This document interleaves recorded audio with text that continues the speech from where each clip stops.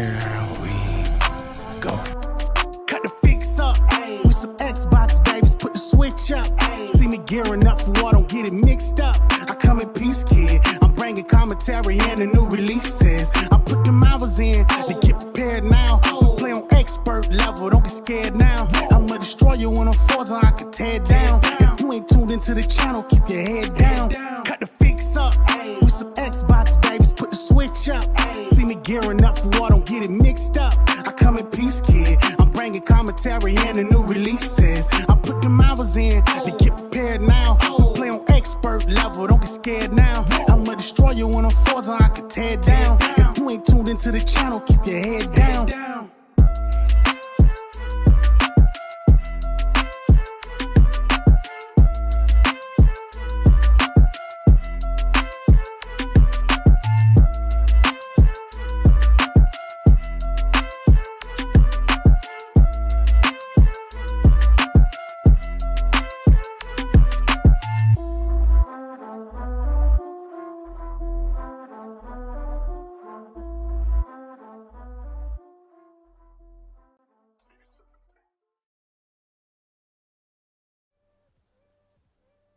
Yo, family. Thank you for joining us on The Fix tonight. We're going to keep it light tonight, you all. Before I go any further, actually, let me make sure that you all can actually hear me, because Discord is a beast. Yes, you can. Okay, I just checked. All right. Yes, family, what's up? I see you guys in the chat. I see you all. We're going to keep it relatively short tonight, as I was saying. Both of us are kind of down, under the weather a little bit, and just tired in general, just from life. And we do want to cover the Xbox partner preview. That's the biggest thing, obviously, to cover. We have some things in the news roundup to cover and go through that I think you all will be very interested in. And Danny will be joining us shortly. But we're going to try to keep this one this time for real this time. I know every time we say it, it's like, we're going to keep this short 4 hours later.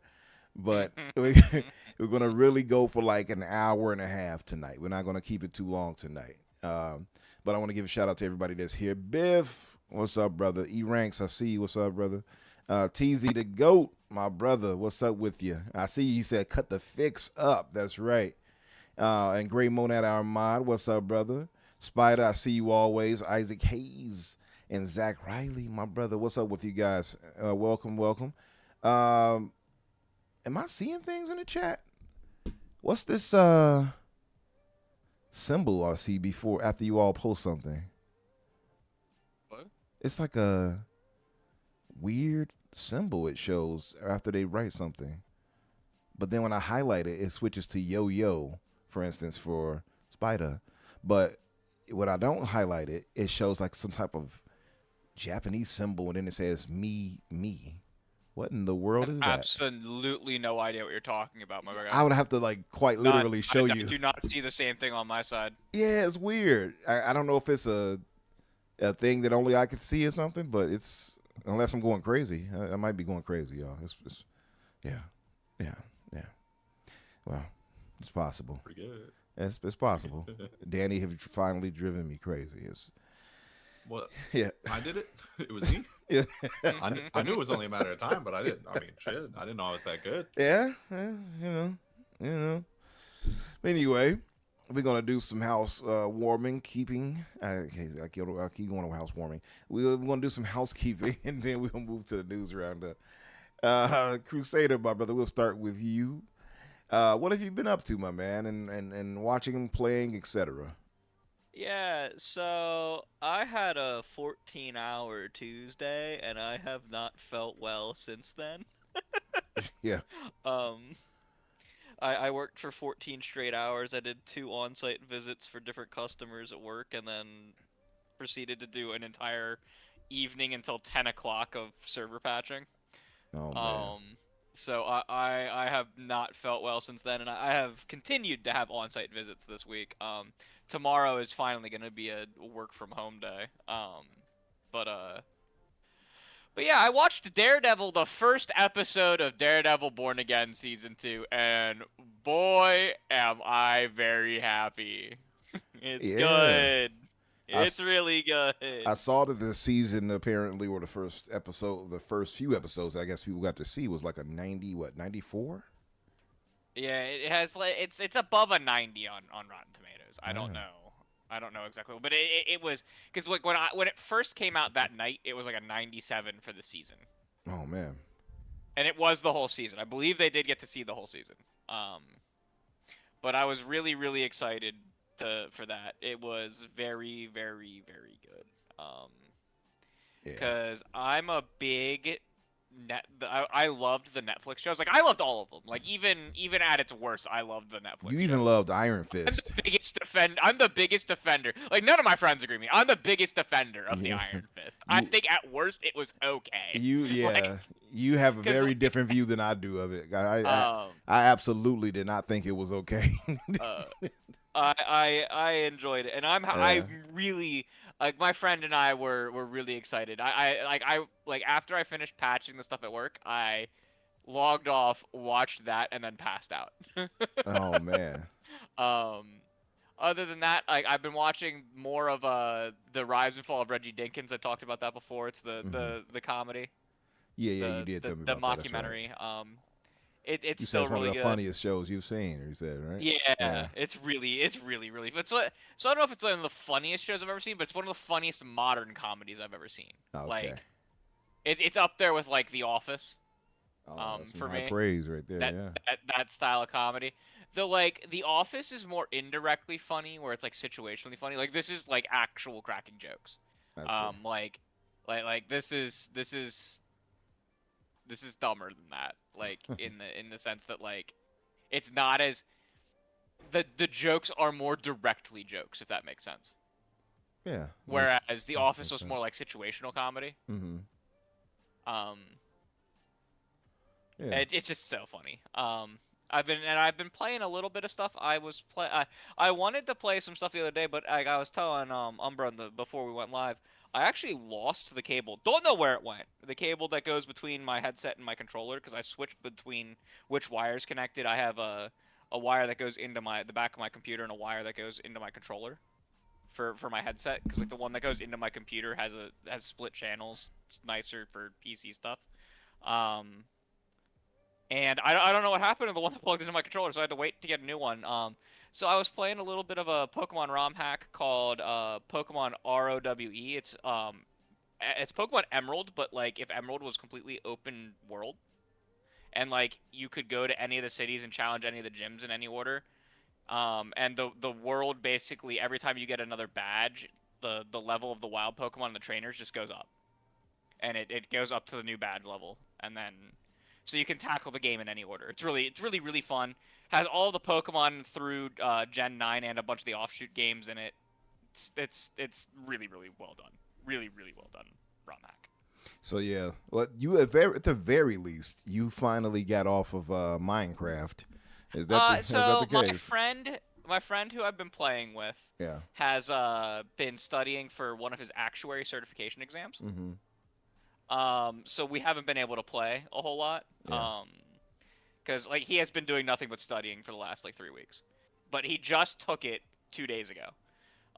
Though he owes me for he made a deal to get me to come play Minecraft in the first place, and this weekend he is starting the Dead Space remake. He does not like horror games in the slightest. So Doesn't like horror. Kind of like me a little bit. So it's going to be funny as hell. Yeah, he's kind of like me. It depends for me. Like it has to be something really terrifying, right? Like if it's like a Resident Evil or some Silent Hill, I can get through those.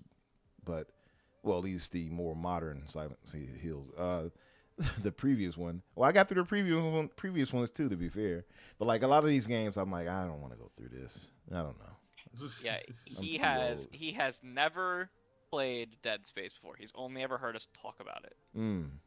Okay. And it is going to be so funny. Yeah. Because I think he'll get over it after the first couple hours. Yeah, but he's gonna have a bunch of jump scares. The first time you step on that ship, it is terrifying.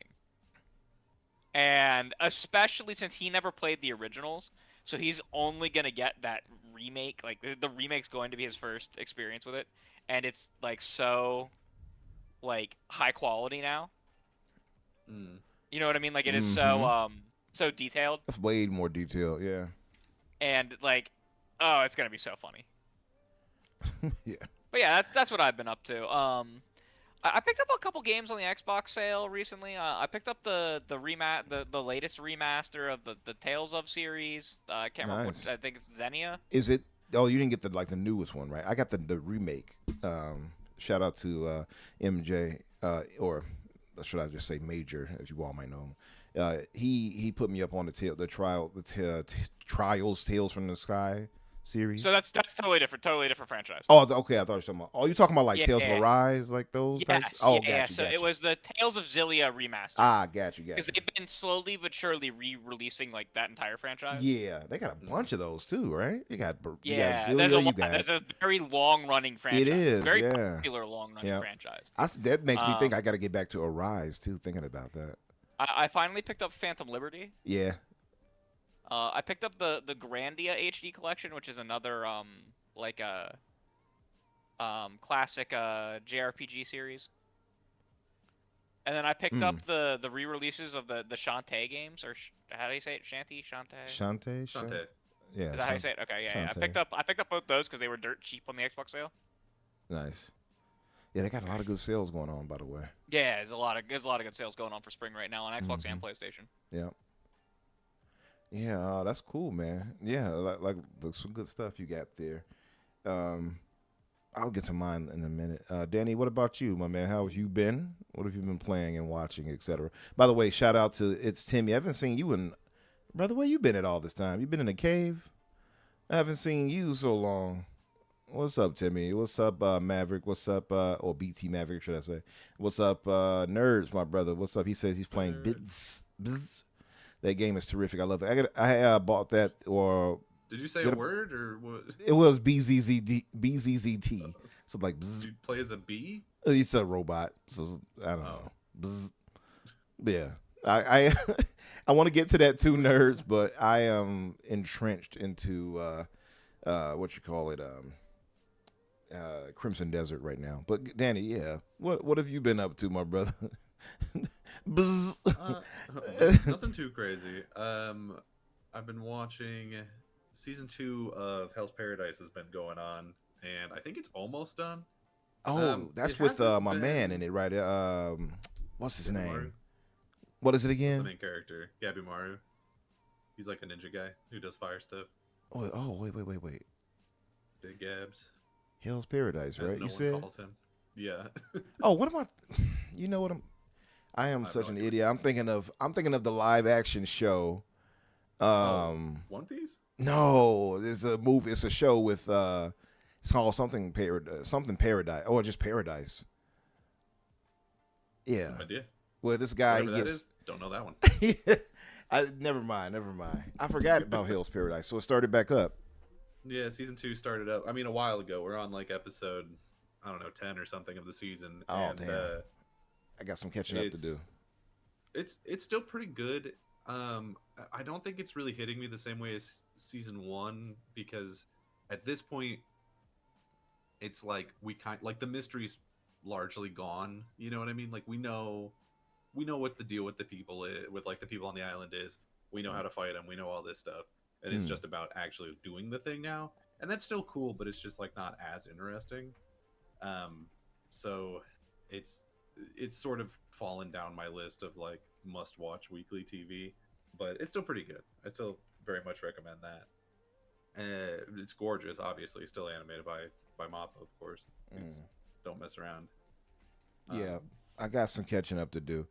Do you think they'll be going like for one more season, or how do you think it's going to work for them? I have no idea. I think the manga's like already done, so I don't think it's going to go much longer. Which is probably fine. I don't know how much more they can do with it. I do think, because this season's coming to a close pretty soon here, and they've introduced a new sort of group of people near the beginning of the season that they haven't really done anything with yet. So unless they're gonna like rock through all those dudes in like 2 episodes, which shit, man, could happen.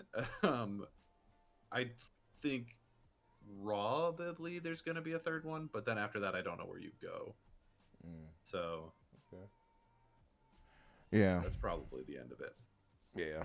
Pretty good though. Pretty good. And then as far as playing stuff, I have been playing Age of Empires 2 Definitive Edition because that's the next game for RSR. Nice. Man, that game's a lot harder than I remember it being.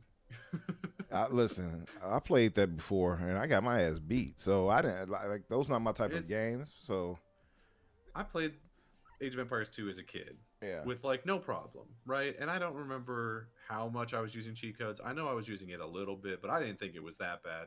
But when I'm rolling into some of these like campaign missions, and I'm getting rocked. Like I'm like, yeah, I'm coming in. I'm supposed to be Attila the Hun, and it's like no, no, that's not the impact I'm gonna have on this world. All right. I'm not getting anything. You are Attila the Shunned. Attila the Shunned. Yeah, that's pretty good. There was one mission in particular. I was playing the Joan of Arc campaign, and there's a bit where it's like after she's died. Spoilers: Joan of Arc is burned at the stake. Why would you spoil that for us? For real history, I think. Unless that's not real history, I actually don't know if Joan of Arc. I think it's ambiguous. This is correct. This is real history. She was in fact burned at the stake. Was it true? I thought it was ambiguous. Like that wasn't. I think maybe proven. It is true. I know that she existed, but I think a lot of the stories about her are not true. The divinity, all that other stuff. Yeah, sure. Yeah. Yep.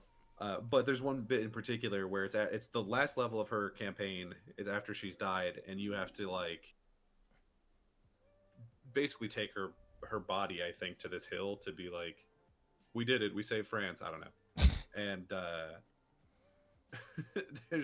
there's this one army that's just like off to the side, who is just like every 2 seconds spawning a new cavalry unit to just come and hound your ass. Oh, pause. And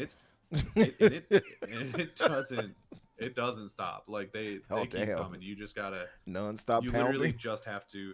What I ended up looking up, like, what's the recommendation for like how to not get murdered super hard on this level? And they're like, yeah. So what you do is like immediately you just go and you destroy that base, because the AI isn't smart enough to like rebuild the unit making buildings.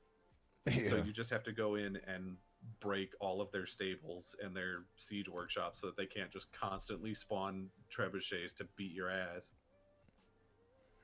Man, yeah, it sounds like a little too much for me right now. It's a lot. Yeah. BT Maverick said she sounds like the French Senua. Yeah, a little bit.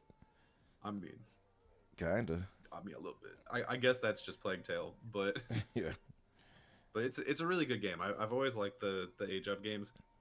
I just don't remember being so bad at them. Yeah, man.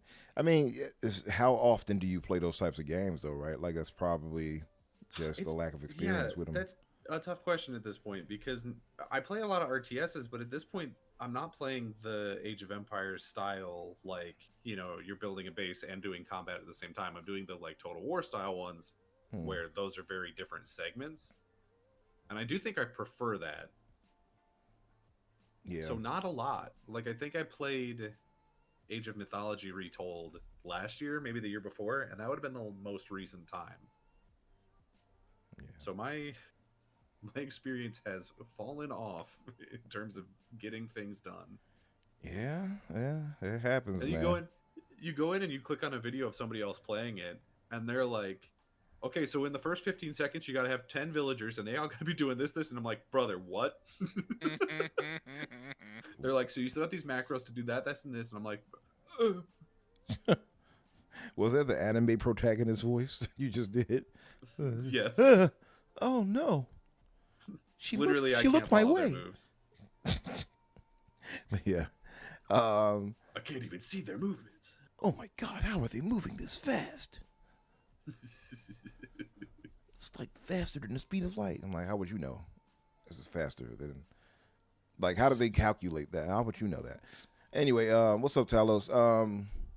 Listen, for myself, I had a somewhat eventful week as far as some things going down, some things I can't really discuss, but Uh-oh, in he's going terms into witness of protection. yeah, yeah, in terms of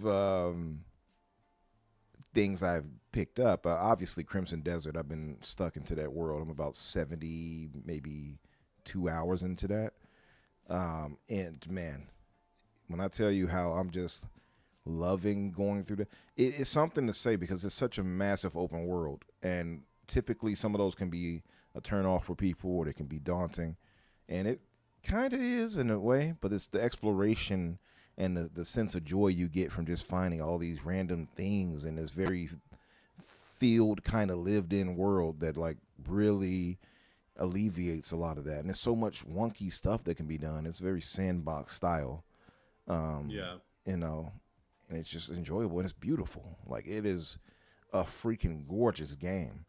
And I'm a big proponent of Unreal. This gives Unreal a little challenge and run for its money. I don't think the faces do, and not even the taking meta into equation, but just I think on a base level, Unreal does faces stronger in a better way. Black Space Engine tends, well, at least in this game, they look kind of just not bad. It just doesn't look as realistic or detailed to some way, but. Sure. But other than that, like the armor choices you can get, the freedom of what you can do and move around and how you want to fight. Somebody once said like, it was like, because there was this real hate campaign against the game at one point, and people were like, "What's up, Lemon? What's up, brother?" They said, "Oh, the combat is bad." I'm like, "No, it's not, or it's boring, or whatever." You can create and do like a lot of stuff in this. Like you can even people have come up with what they call techs of moves, and this dude I saw the other day ran and jumped somehow like the Incredible Hulk across the large wide area and like drop kicked like 4 people at once. I'm like, how did you do that? And I'm doing some good stuff, and then you see somebody else do something, you're like, okay, I got a ways to go. And he made a video of it after I asked about him, on Twitter. And you run and you would slide and then you would jump and then you would do this dash attack with the sword. I forgot what they call it, the aerial stab, I think. And it's like the stinger that Dante does in Devil May Cry, but you will fly because of it. And it's so cool how you can mix and match these different types of attacks and things like that. And you got so much to do in terms of systems because you get all these different equipment pieces and things like that. Weapons you can use, you can dye your armor and all that. Like you get so much in this world. You can get a camp and build up your home and camp. You can do mission, side missions for NPCs and things like that. There's so much in this world to do. You could tell it was going to be an MMO in a way, and I think that was to its detriment and also to its positivity in this case because it's just a crazy amount of freedom. It really is, and it's the sandbox style just lends itself to you just kind of having fun. It's like Halo. Halo has that sandbox style. What's up, Vandal? Where it gives you this freedom to kind of do what you want, and it just and it'll tackle something how you want necessarily. And we'll see people like Mint, what's his name, Mint Blitz, who will do some ridiculous. Oh, I threw a grenade in I don't even know how they came up with this concept, but I threw a grenade in the back of the Warthog and I jumped in and it blew me up across the map somewhere, right? Like that's the sandbox style Halo can do. Normal people wouldn't know to do it, but this game is much like that, where you can pull off stuff, insane things, once you really practice and play around with the mechanics that you wouldn't typically know to do. This game is very much the same in that way. And it's just good in that way, man. It's got its flaws, though. But it's I got to say, I'm loving Crimson Desert. Aside from that, I've upgraded, y'all. So I had the S21 Ultra from Samsung. Now I have the S26 Ultra. I've come up. And I got the Galaxy Buds 4 Pro. And these are really great, I have to say. So, yeah, been on a few things. But enough of that for me. I do want to get into the news roundup. And one thing in particular I know Crusader wanted to bring up was the Harry Potter situation. So, without further ado, let's move to the news roundup, fellas. Sure. All right. I mean, let's just roll straight into the Harry Potter thing first. Then why not? We got a first little teaser for it. We saw first looks of the people actually in costume. Some of them look pretty good. Some of them maybe not so much. You know, it's gonna be an interesting show. I think there's a lot going on with it where I'm like, I don't know. I think my biggest takeaway of just like from the jump of the idea of making it was just like, I think it would have been better to just tell a different story at Hogwarts, but that was never going to happen, I guess. So here we are doing the same story again with kids that somehow feel like way younger, even though I don't know if they actually are. They're They not. look like actual fetuses, even next to the pictures of the character, like Daniel Radcliffe when he was in the first movie. So I'm not sure. I don't know. So, Crusader, what did you have to say about it? yeah, Crusader. I know he has a lot of thoughts on it. So It looks so devoid of color. well, hey, they do have they have There's some color in it everything. now. Like, oh yeah, okay. You know what? You're allowed to make Yeah. that joke. Yeah. I'm not.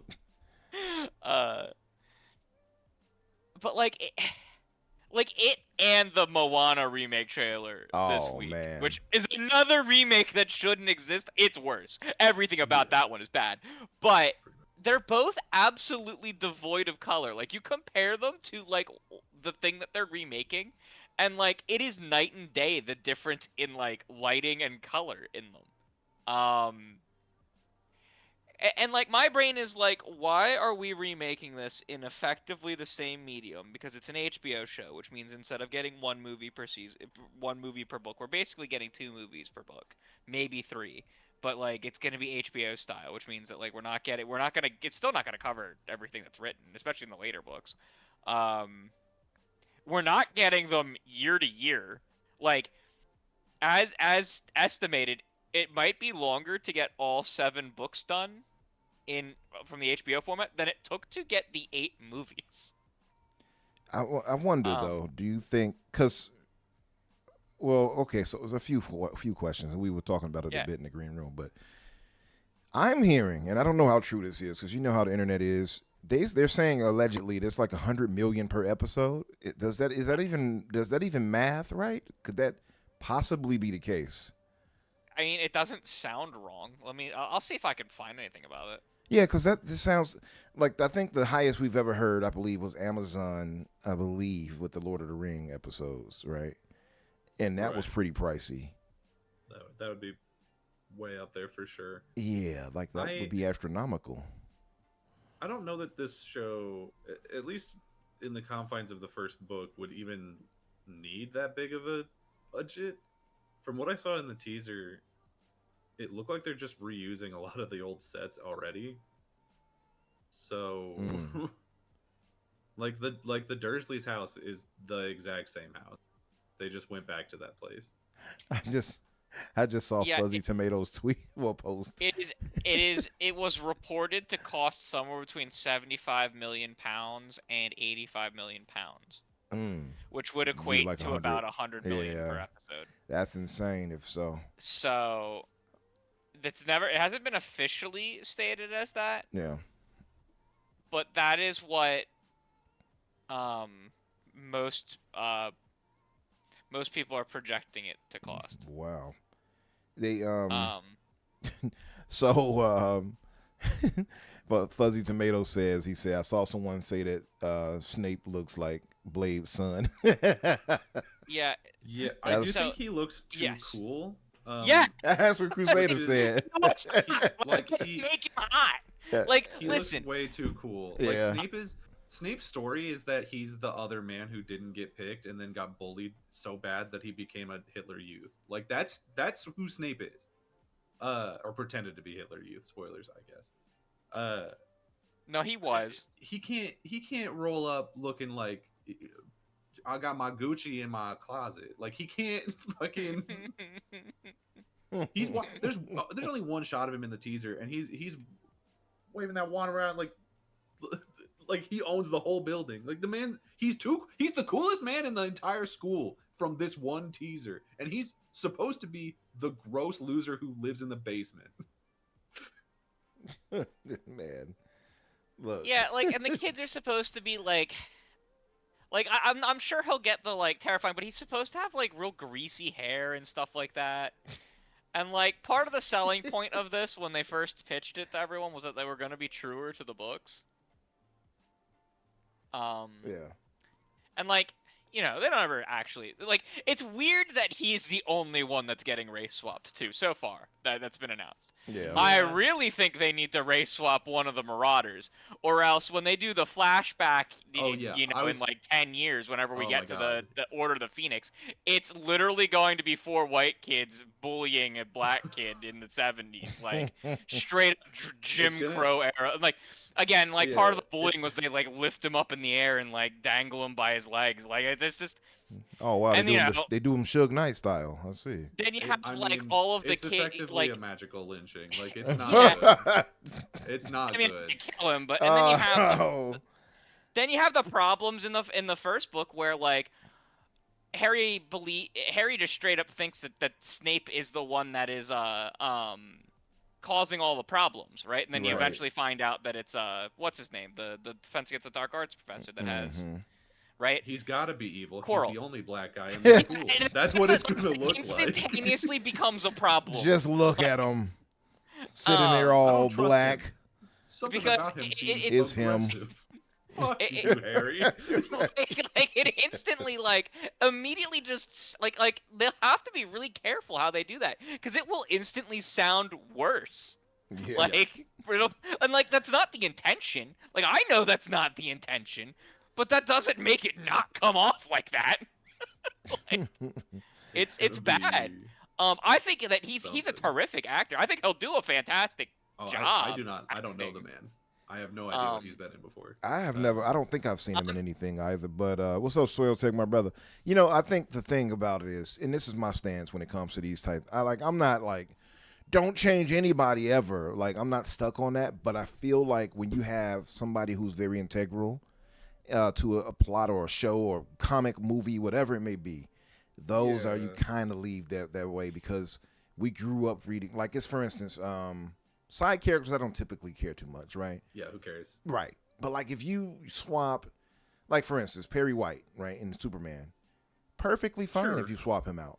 But if you swap out like, I don't know, Lois Lane and suddenly she's Asian, it's gonna be like, okay, wait a minute now. It's odd, right? And it's not and I don't want to be like these random idiots on Twitter, but you know what I mean by that. I think it matters less how important the character is to the story, and it matters more like who the character is, because there are certain things about a character where like if you change their ethnicity, then certain things come off way different. True. Yeah, that is true too. Like Black Panther being one of the prime exampents, right? Right. Like, you couldn't have a Korean T'Challa. Like that doesn't work. That's not gonna happen. Or a white one. Well, where's my man Ryan? Why do they keep using him? By the way. Yeah. For was it White Wolf or whatever? Yeah. Yeah. Ryan. It's not like Ryan Gosling. Ryan Gosling. They love using him for. What happened with that? Why did he keep doing he's that? Hot. I don't know. I dude. guess. And it's not like they're doing the whole like.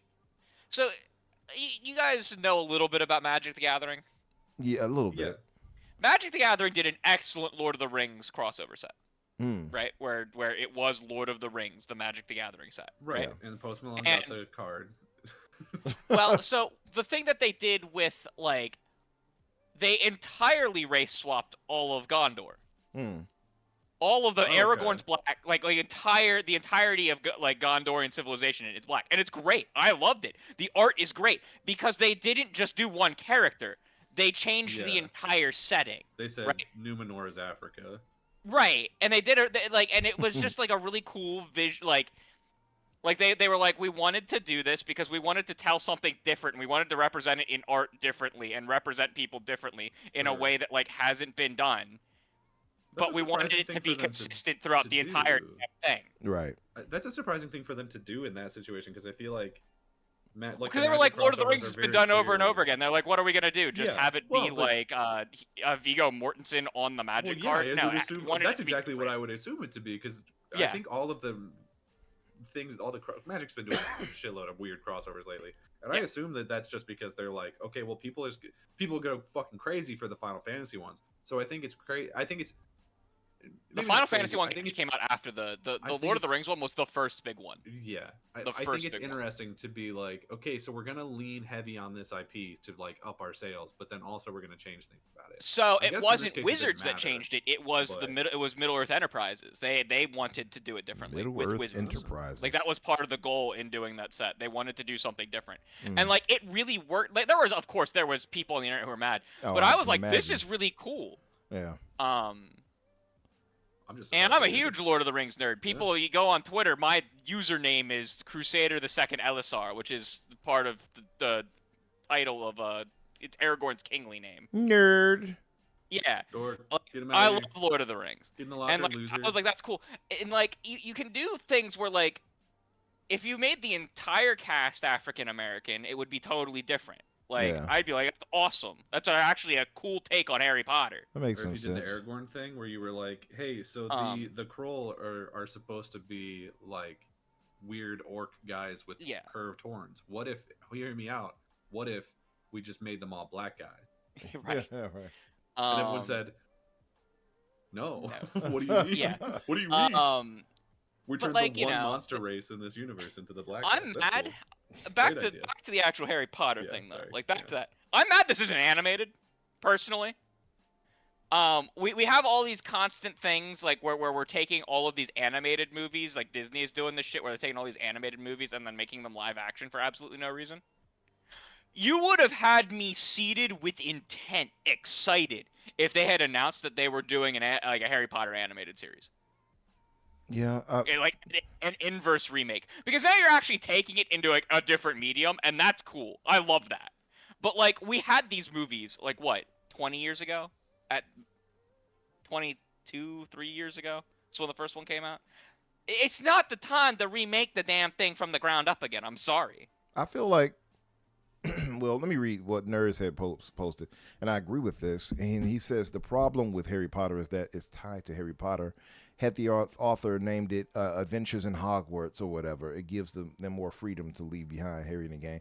And that's where I agree. Like, if you're going to do this, why is it an exact kind of retelling with the same characters instead of you moving on to other things? Right. Just And call like I they mean, did there's so many Fantastic other- Beasts. It just Right. wasn't good. Yeah. The first one was okay, but yeah. Yeah. I do think it's a weird choice to immediately remake the movies as a TV show. I'm sure it'll be fine. Like I don't think the product will be gonna make $1 bad trillion necessarily. Yeah, it'll be fine. But it's like, I mean, I already said it earlier, but yeah, I think it would have been a lot more interesting to me personally if they did like, we're gonna do just an unrelated story that took place at different time at Hogwarts, or You mean like at- Hogwarts Legacy? Sure, yeah. I mean, but with like a story that is actually good. Good, yeah. Or like, Wait a or we could minute. do one at like Ilvermorny, the American school, or the whatever. Like, it doesn't like I don't give a shit. But like, there's so much room in that universe to do other stories that aren't in this like 10-year I guess window between the first and seventh book. 7-year window. It's Something like seven that. because there's 7 books and each was a year at Hogwarts. Yeah, but then you gotta take into account the cursed child, We don't. Why did you bring up that in this household? because shut up. You gotta bring up the stage play where everyone's in love with each other. Is So the bad. Cursed Child like a black mark on the Follows- series? It followed. Yeah, it was a Yeah, it's play bad, that but- follows their kids and it time travel and Voldemort's Yeah, daughter. it's and really shit. It's bad. Oh, it's It's really, really dumb. bad. Yeah. I see.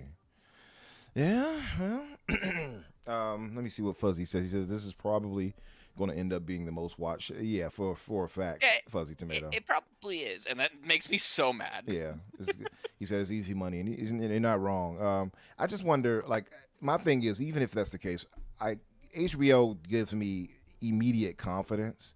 That's the thing for me. So I feel like if you're a big fan of it, you should probably be a little excited just because you know HBO is going to do it well 9 times out of 10. Years. Once the Ellisons own it, it'll go downhill real fast. True, that is true. Look at what they just did to Star Trek. We finally had a good Star Trek show, and they canceled it because they didn't like that one of the Klingons was gay. I wonder how true that might be. Oh, he's gay, huh? I mean, canceled. But yeah, that I've been I haven't watched the show yet, but I've heard nothing but good things about that Star Trek show. Like nothing but positives. It's got our girl WWE's Becky Lynch in it. Oh yeah, that's right. I saw that. Yeah.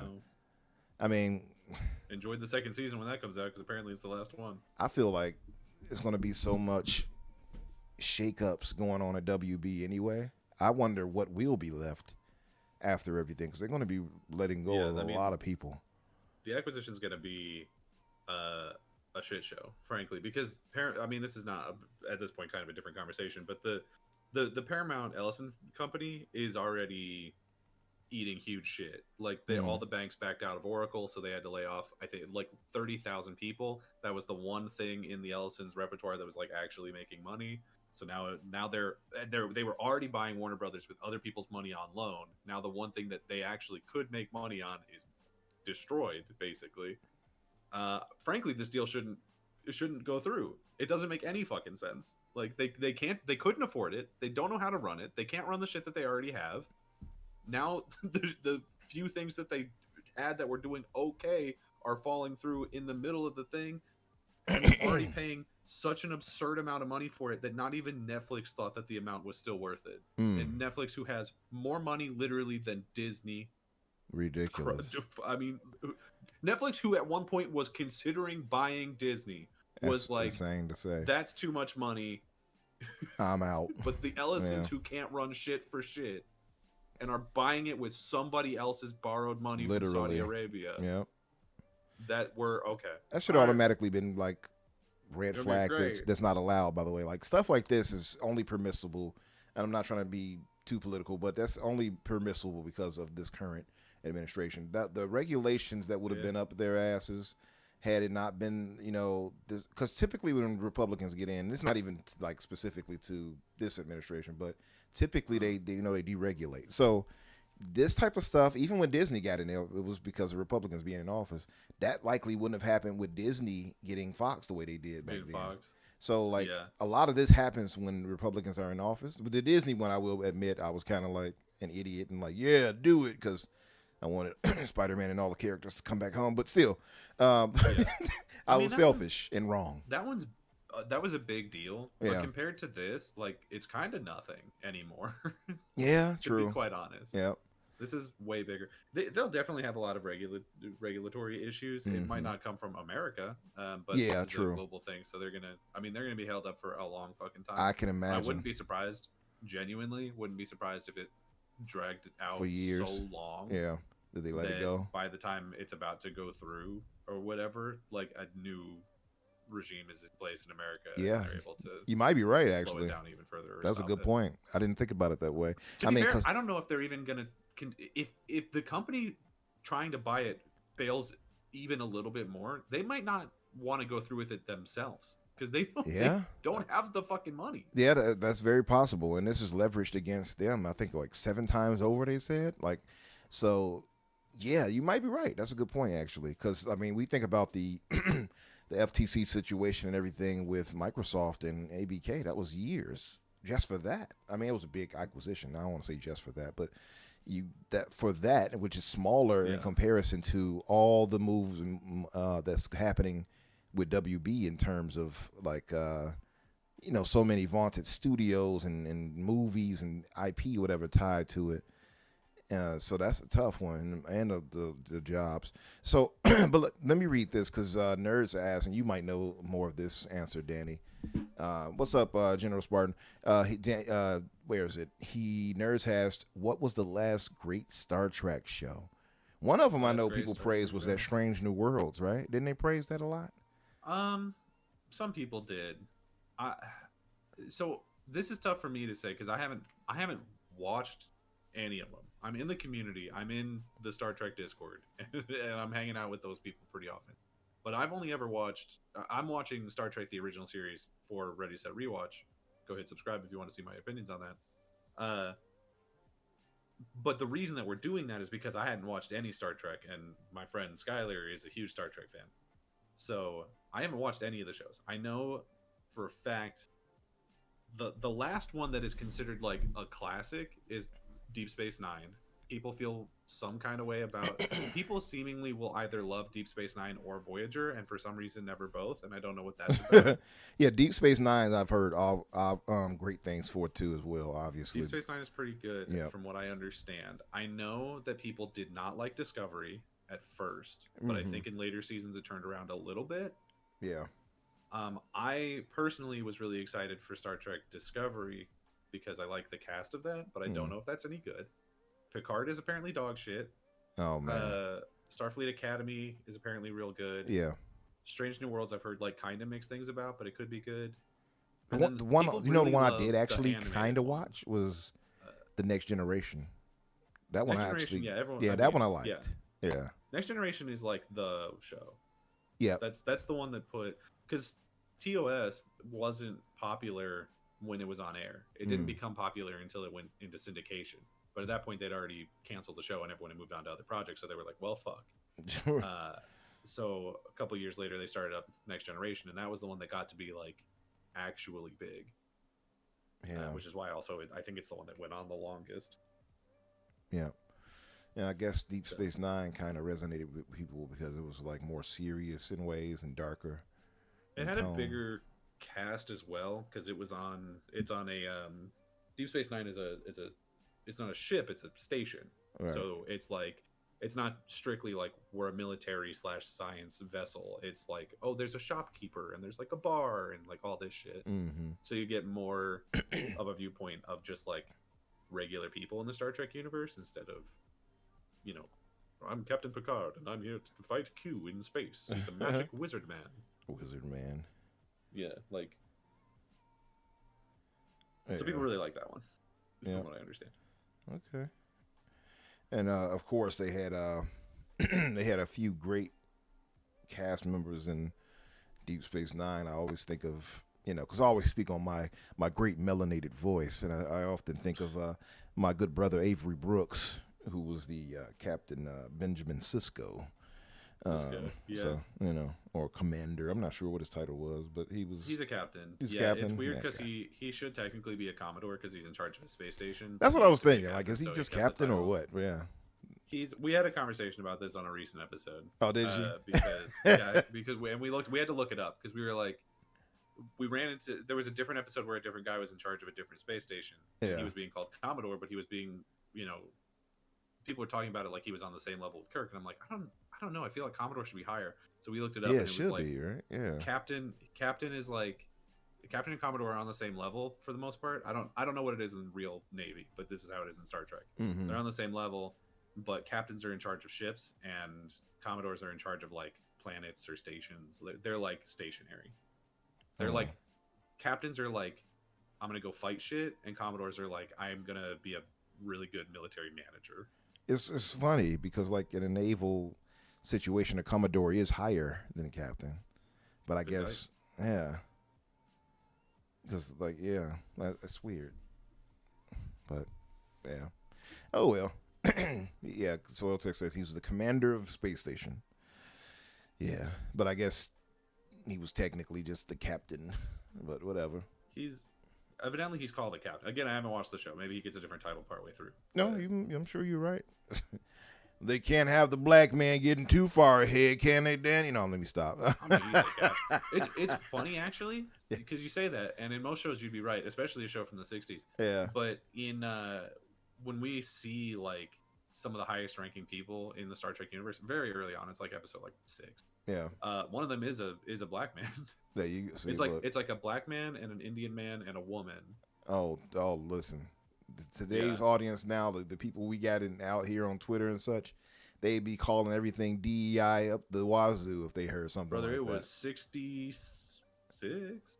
Oh man, you know Star Trek. You got to give them credit for like being one of those shows And what's up, Mav? What's up, brother? Fun speculation. If you all don't see him in the chat, give Mav a shout out.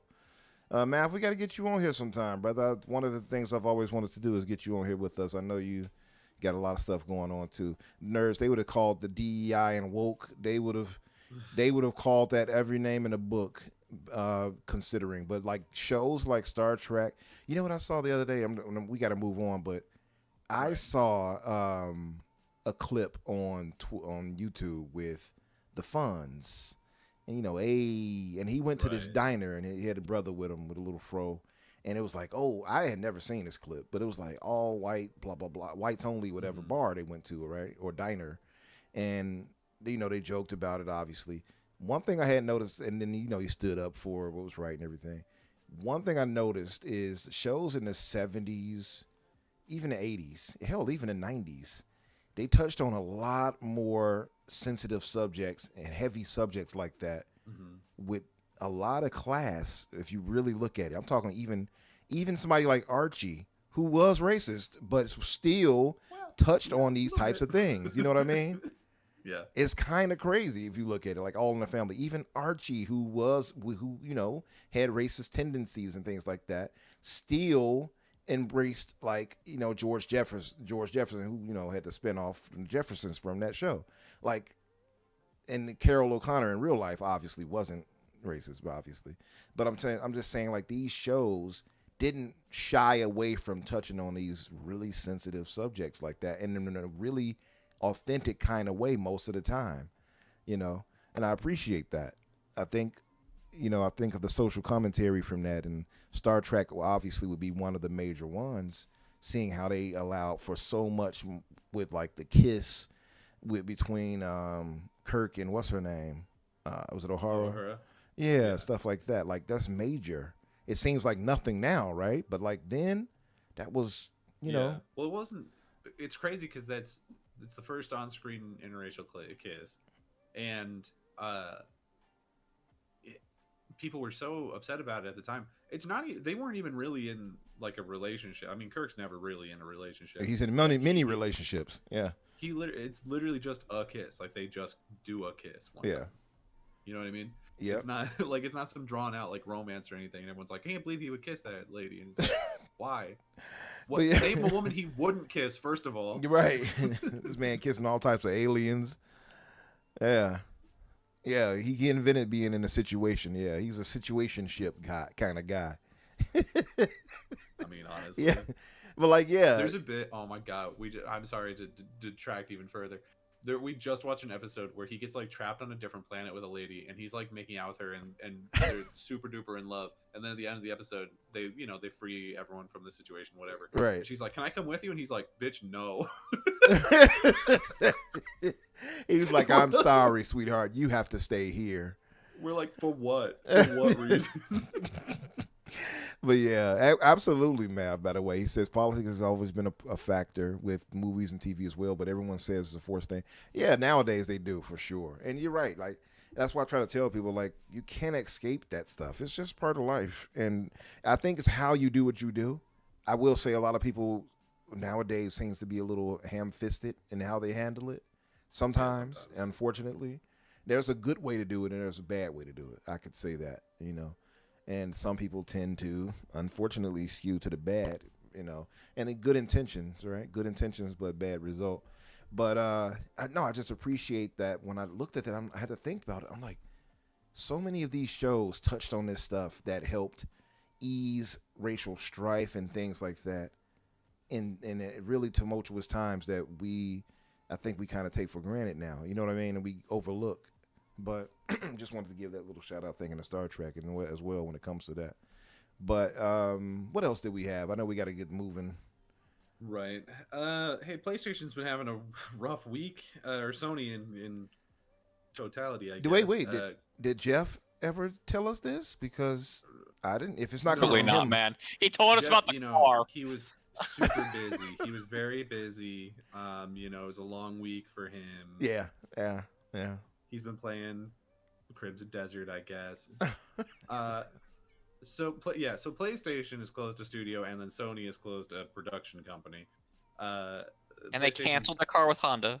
Don't forget And the they car. canceled the car. Sorry, yes, you're right. And they also canceled the car. Uh, so PlayStation closed down Dark Outlaw Games, which is the studio that you may have remembered as previously being sort of Deviation, but not really. I don't know if it's all the same people, but it's the same head. So the timeline goes like this: Deviation starts up a studio, and they're like, we need to find somebody who can fund this game, making out some live service game, presumably. And PlayStation's like, yeah, we got that. And then in the middle of their push for making everything live service, they were like, actually, no. Then Deviation closes. Then they hired Jason Blundell, who's the guy in charge of that, and formerly he was in charge of like Call of Duty or something. Call of Duty Zombies. Goes head of Zombies at Treyarch. They bring him over, start a new studio called Dark Outlaw Games, and then before even announcing what he's working on, that studio also closed. So they basically closed Jason Blundell's studio twice in like 2 years. That's ridiculous. By the way, isn't it like the 8th studio Sony's closed? There was a list going around, and I don't have it here, but yeah, since the beginning of the PS5 generation, they closed down London, Manchester, Pixel Opus, Firewalk, Bluepoint, obviously, Dark Outlaw game, this one, and Neon Koi. Did I say Pixel Opus? I'm not sure if you did. Either way, that's 7 or 8. So that's 7 right there at least. Yeah, that's 7 right there alone. So yeah, they're not, in terms of like track record of keeping studios around, not doing super good right now. I don't know. A lot of people are looking at this and they're like, this must mean that they're getting out of live service games. I don't know that I have that much faith in that. This wasn't a live service game either, according to Jason Blundell. Oh, was it actually yesterday? Not? No. That's crazy. So damn. So Man. Definitely not then. But it does suck. It really sucks because I feel like PlayStation is made. I mean, look, I don't know Jason Blundell for anything. I don't know how many people worked at this studio. I didn't see it being listed in any of the stories that I read about it. Any people getting laid off, always bad, obviously. But it's just crazy that this and Bluepoint, like pretty much back to back, studios that they just acquired or started and then shot before even allowing them to announce a game underneath them. Like, what's the point? Like, what did you buy them for? Like, for what reason? What did you I feel like if you're gonna buy a studio, you should at least give them a shot, right? Like, even if they're not making money at the time that you acquire them, you bought them knowing what their financial situation is, right? You're Sony, you're not stupid, seemingly. How do you get yourself into a situation where you buy a studio who has continued doing, let's use Bluepoint as an example, going to continue doing as well as they were doing, and then you tell them to do something different, don't like the different thing that you told them to do, don't let them pivot back to the things that they're good at that make money, and then say, sorry man, guess you're not good enough? And then on this one, it's the same thing, except you're like, I don't know what it is. It must be like, oh, you didn't start up a whole new studio and get a game out the door fast enough, I guess. Because what else would it even possibly be? Like, did they miss budget building this studio or something? Did they think that did they like overscope this and like hire 400 people and then never do anything with it? I have so many questions about what the point of even opening this studio was if you're not even going to ever announce what game they're working on, right, or give them any, because when did they open this studio? It was like last a year year ago? last summer. Yeah. It was less than 12 months ago. Could it be So, the like, case though with all these closures that it's a matter of Sony maybe not performing as well as they're letting on in general? Because we keep seeing this about their first party titles not doing much. The latest being Marathon, of course, on PlayStation, not even crossing 20% apparently. And like, is it a matter of, because we always know that third parties do better than any first party on a given platform, but Sony dramatically has, I think, lately, with like 90 whatever million sold copies, or not copies, but consoles sold, and then you're like, oh, we only sold like 1 million or 2 titles or whatever, right? Do you think it's a matter of like diminishing returns on what they're actually bringing in that they can't afford to keep these studios? I don't know. I guess it's possible, right? But at a certain point, it's also like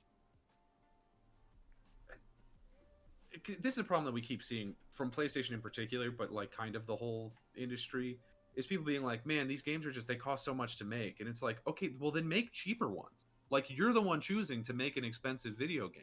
Like, look at the shit that Double Fine's making right now. That couldn't have cost a fucking ham sandwich to get Kiln out the door. So why are you, if the problem is that you're not sure about these things, why are you putting in however many $100 millions to get this thing out the door that you clearly don't have any faith in? Yeah, and speaking Like, of that, we just heard from Jason Schreier that these AAA games now are upwards of what, 300 million to make? U.S. made specifically. Yeah, great. That's why they're going overseas so much, in Poland and all these other places, much cheaper over there. Poland also happens to have some great developers, obviously, as we've seen. But yeah, right, yeah. But yeah, it's just crazy. it is crazy. It's unfortunate. I don't understand it. I don't either. But by the way, Deviation, that wasn't Sony didn't own Deviation. No, right? they didn't did own not. Deviation, That's what I but thought. they were in an exclusive publishing situation. Right, with them, and right. because the studio had just opened, it was like when they cut ties with them, it was like, okay, well, we can't continue putting this game out because nobody owns it. Right. We can't. Well, like, I'm pretty sure PlayStation also anymore. owned the IP, so they'd like. Yeah, so they couldn't put it. on They literally could not put it out. Yeah, they left them So out. it's like- They left them ass out, as they would say. So there was 7 studios they've closed, and 8, if you count Deviation by way of Sony kind of leaving them out there with no way to go. So Well, if you count Deviation, there was a different studio that closed down like earlier this week or maybe late last week that was also basically it was the Until Dawn remake studio. They didn't own that, but it's definitely on them that it got closed down. There was another one that was making a sci-fi game that was canceled around the same time as Deviation. I can't remember the name of the game. yeah, Or the studio. So I mean, if we're counting, Rocket was in the name. I can't remember exactly what. Oh, is it Build a Rocket Boy? No. I don't know who that is, but that's just that's literally just the words that came to my Yeah, brain when you I said can't that. remember what they were. There was another one that was making a sci-fi game. yeah. This Vandal makes a good point. He Yeah, says Sony's fan base that they've cultivated doesn't want cheaper games.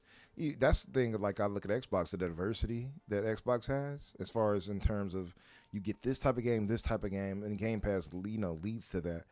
Sony players, that's why when they did the whole live service thing, I'm like, that's going to fail. Most of them don't want that. And you heard the PlayStation fans, as it happened, complaining in real time. It's just not their thing. So the cultivation they've had in saying, hey, here's these AAA movie-like experiences that you'll get only from us, cinematic experiences, right? Cinematic. And now it's coming back to bite them in the ass, I think. That's the thing. Yeah. Well, and it's a combination of that and also what we've been seeing a lot with their live service pushes, that they're too afraid to fail to succeed, which is crazy. I know it's a crazy thing to say, but like one of the things that I don't know if I ever heard somebody from actual PlayStation say this, but all the Sony sort of like pundits online, whenever it was like, oh well, they had to cancel the Spider-Man live service game and the Last of Us live service game and all of these IP, it was like, oh well, it wasn't coming together well enough that they were afraid that it would damage the IP of putting it out. And I'm like, just no live service game comes out and it's just a banger on day one. Like, if you didn't know that, and if you are Sony PlayStation and you didn't know that, and I'm Daniel McGartland in my 1-bedroom apartment in fucking Texas, and I know that, that's a problem. Like, you need to get your shit together, frankly. Yeah. Like, it's ridiculous to me, because you have, if you're gonna take a chance to completely pivot what the type of games that you're making are, and especially from these studios that have been extremely successful in the PS4 generation, yeah, man, you're gonna have to accept that like the first shot at these is probably not going to be great, but you still have to put it out, because if you don't put it out, you don't make any money. and even if it's not great at launch, it could become great later. Fortnite was fucking dead when it launched. Isn't that It crazy? was not. It was, literally a game. different It's video a It was game. way a different fundamentally game. different video game. Yeah, that's crazy to see how like things change over time. So I was gonna say one of the things with like Naughty Dog canceled theirs because they didn't quite understand how all-consuming running a live service game was gonna be.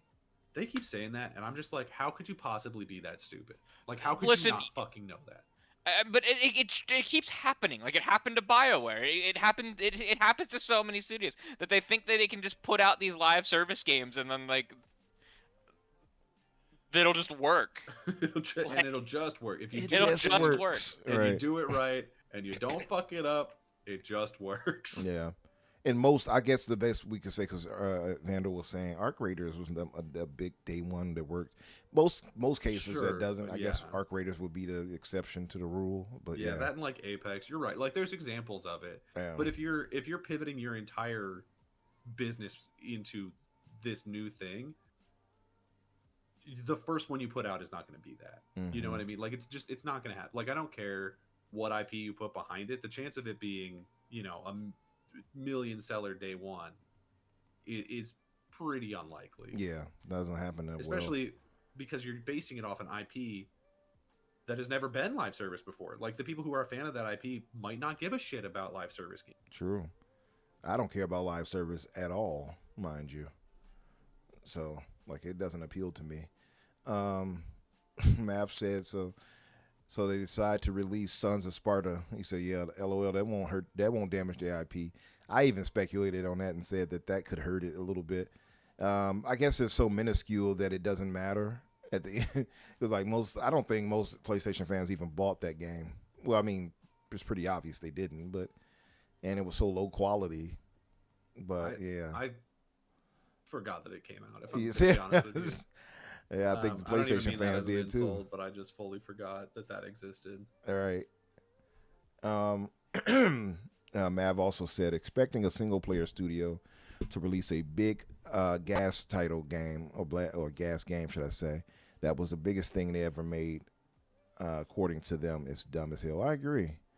I think we all agree. It's just foolish. And also just poor moves they made, like the factions debacle, right? Even a Spider-Man one. Like, I feel like the Spider-Man would have sold like gangbusters. The Spider-Man one didn't get very far into development before it was canned. Yeah, unfortunately, like it should have, right? Like that's one that they should have kept going with. I would wonder what went into the decision to stop that. Because I would assume Insomniac. I would assume probably the Wolverine deal. You think so? 100%. yeah, Yeah, I think Forced that their they got a hand. deal to make more single-player games because, like, the Marvel games do kind of sell like nuts. They don't make as much Right. money per unit on them, but like the Spider-Man games did sell like 20 million copies. Like Yeah. they sold Nintendo numbers on a Mhm. non-Nintendo Right. platform. Yeah. but who knows if they'll still do that in the future with them not putting it on anything else. yeah. So I mean, the Which is first another one sold baffling decision. like what 20 million copies before it came to PC. Yeah, sold a lot. Yeah, but I do So- think it has been diminishing returns. Yeah, over time for sure. I think also the perception changed after Spider-Man 2. Like a lot of people were like, "Oh, they're woke," and they started doing that stuff because Yeah, of and I mean, Wolverine's big, obviously, but he's not Spider-Man. he's not Spider-Man Yeah. big, no. Yeah, he used to be pretty like huge in terms of like recognition. Decades For ago, sure. he was even like bigger, but he's. I don't know where the hierarchy will land nowadays because the Avengers have overturned things because of the movies. So Captain Yeah. America could be almost as popular as him nowadays. Iron Man is probably as popular as Wolverine now. You know what I mean? Yeah, there's on. I mean, that's fucking crazy to say, but I think you're probably right. Is if you asked like, especially a younger audience right now, Mhm. like which of these people they recognize, Wolverine might not be as high as we think he should be. Yeah, that's crazy when you think about it. Iron Man, I think Hulk. I mean, they Iron got Man's up clear there. Yeah, I mean, standouts. Yeah, All the Deadpool. Avengers are gonna be higher. I mean, frankly, people didn't really give a shit about Iron Man before those movies. Not at if all. I'm No one being knew too who honest. Iron Man was. not at before all. those He movies. was Yeah. he was at best like a He was a C-lister. mid-tier, like at best mid-tier. Yeah, Marvel for show. sure. and just the movie with RDJ just blew him up. It's so crazy to see. I remember being against RDJ at first, like I don't know if he might be right for this with all the situations and drugs and all he's going through. Oh, sure. And then look at that, the man made the MCU what it was. Helped make it. At least. I don't know that anyone could have predicted it. I mean, I guess somebody did because they cast his ass, but yeah. I Shout don't out think to John they predicted Favreau. that because like the first Avengers movie, like we take for granted like now with all the crossovers and stuff. That first Avengers movie, there was not a like superhero phenomenon like that before. True. Having all of these different characters interconnected and releasing like one mass, like there's a reason that movie made $1 billion when it did, and exploded the MCU like it did. Yep. Yeah, it was unheard of. Yep. They were trekking new land right there. Yeah, but what else did we have? Is that about it for us for the roundup? I mean, I guess also worth mentioning in the same story is Sony also shut down the VFX company Pixomondo. Oh yeah. Which is that's the right. company that has won multiple Oscars and Emmys. They were behind the visual effects for such small, unheard of shows like Game of Thrones, The Boys, and House of Dragon. They were acquired again very recently. They were acquired in 2022 and are now 4 years later shut down for some reason. And people are saying that people think that this is them pivoting their like production to CGI, to AI, which I guess is not impossible. But I do think it would be weird to shut down the company and not just lay the people off, because like you still need someone to run the fucker. You know what I mean? And Pixomondo has won all these awards. You would think that you would wear that skin suit if that was the idea, to be like, look, they've made the decision on their own probably to use the AI to do this thing or whatever. Like you think that would be the play of like just lie to them. So I don't know. It does. For me, it doesn't feel like it's a pivot to AI. It feels like something in their financials is not adding up and they're panicking. Yeah. Rest in peace to Viserion, by the way, to the dragon from this studio, because they actually did some quality work. Like if you look at what they did with Game of Thrones, those dragons look lifelike. They look very real. So this is sad to see this happening. I think we're going to see more of this, unfortunately. Almost certainly. Yeah. Now, like, I'm on the AI train, but now I'm kind of like, yeah, maybe AI needs to go away a little bit, because it's like we're gonna lose a lot of jobs. Sora died, thank God. Yeah, Sora is also dead. Disney pulled Random out of that Tuesday, thing. they killed it, and they killed all video in ChatGPT as well. Just like they're just not gonna do video at all. Rest in peace, Sora. Rest in piss. No. Yeah, I'm with you on that, Mav. In game, that final moment, like the on your left scene, easily one. I went to see in game about 4 or 5 times. I forgot. I saw it twice opening weekend. Man, every single time, the audience reaction to on your left and to Avengers Assemble, or when Cap got the Mjolnir and he picked it up, or it flew to him. The audience reaction was like you would have thought you were at some stadium game, at like watching like the NBA Finals or something. You could only I've never seen an audience react like that from anything except the MCU, be it Infinity War rather, be it this with Endgame. Those are events. Like that's not a normal experience. And I saw that movie in downtown Allentown the first night it opened, and then the second night of opening, I saw it in downtown Philadelphia. Yeah. I gotta tell you, there was nothing like seeing that movie in that Philadelphia theater, man. Like that crowd was, and like I gotta tell you, that movie was like perfectly cut because they knew people would be screaming in the theater. Yeah. So like there was like moments of like not silence, but like like that allowed for people to yell or farming. And, which take does away make from the movie. Like it was kind of very awkward on rewatch, by the way, when you watch some of those things back, and it's just like, now move. Yeah. What are we holding for? They knew that people were gonna go nuts in the theater. Yeah, There was nothing like watching that movie in Philadelphia. People screaming at the screen like they were watching the Eagles play in the Super Bowl. Well, in Philadelphia they localized Falcon to just be Eagle. So, so they're like, go birds. Go Birds. Truly. Man. As a Birds fan, go Birds. Go Birds. Boo. Boo birds. Yeah. But look, let's move to the main topic, which is, of course, the Xbox partner preview. Which one? How many have they had so far? These I was thinking about it's that. It's like 6 or 7. It's like like they do the these 6 or like 2 7. or 3 times a year. Yeah. There'll be another one in Yeah. August. There'll be another one in like October. Something like that, right? Yeah. It usually happens. I can't remember if it happens before or September after or Gamescom. so. I think it's after Gamescom normally. Yeah, I appreciate that they do this, and I've said it many times. I think had we not had Xbox news these past few years, we would have been as Sahara dry. Like Microsoft, quite literally, was the only main topic for gaming for like a long while, and they continue to kind of stay in the mix. So kudos to them for that.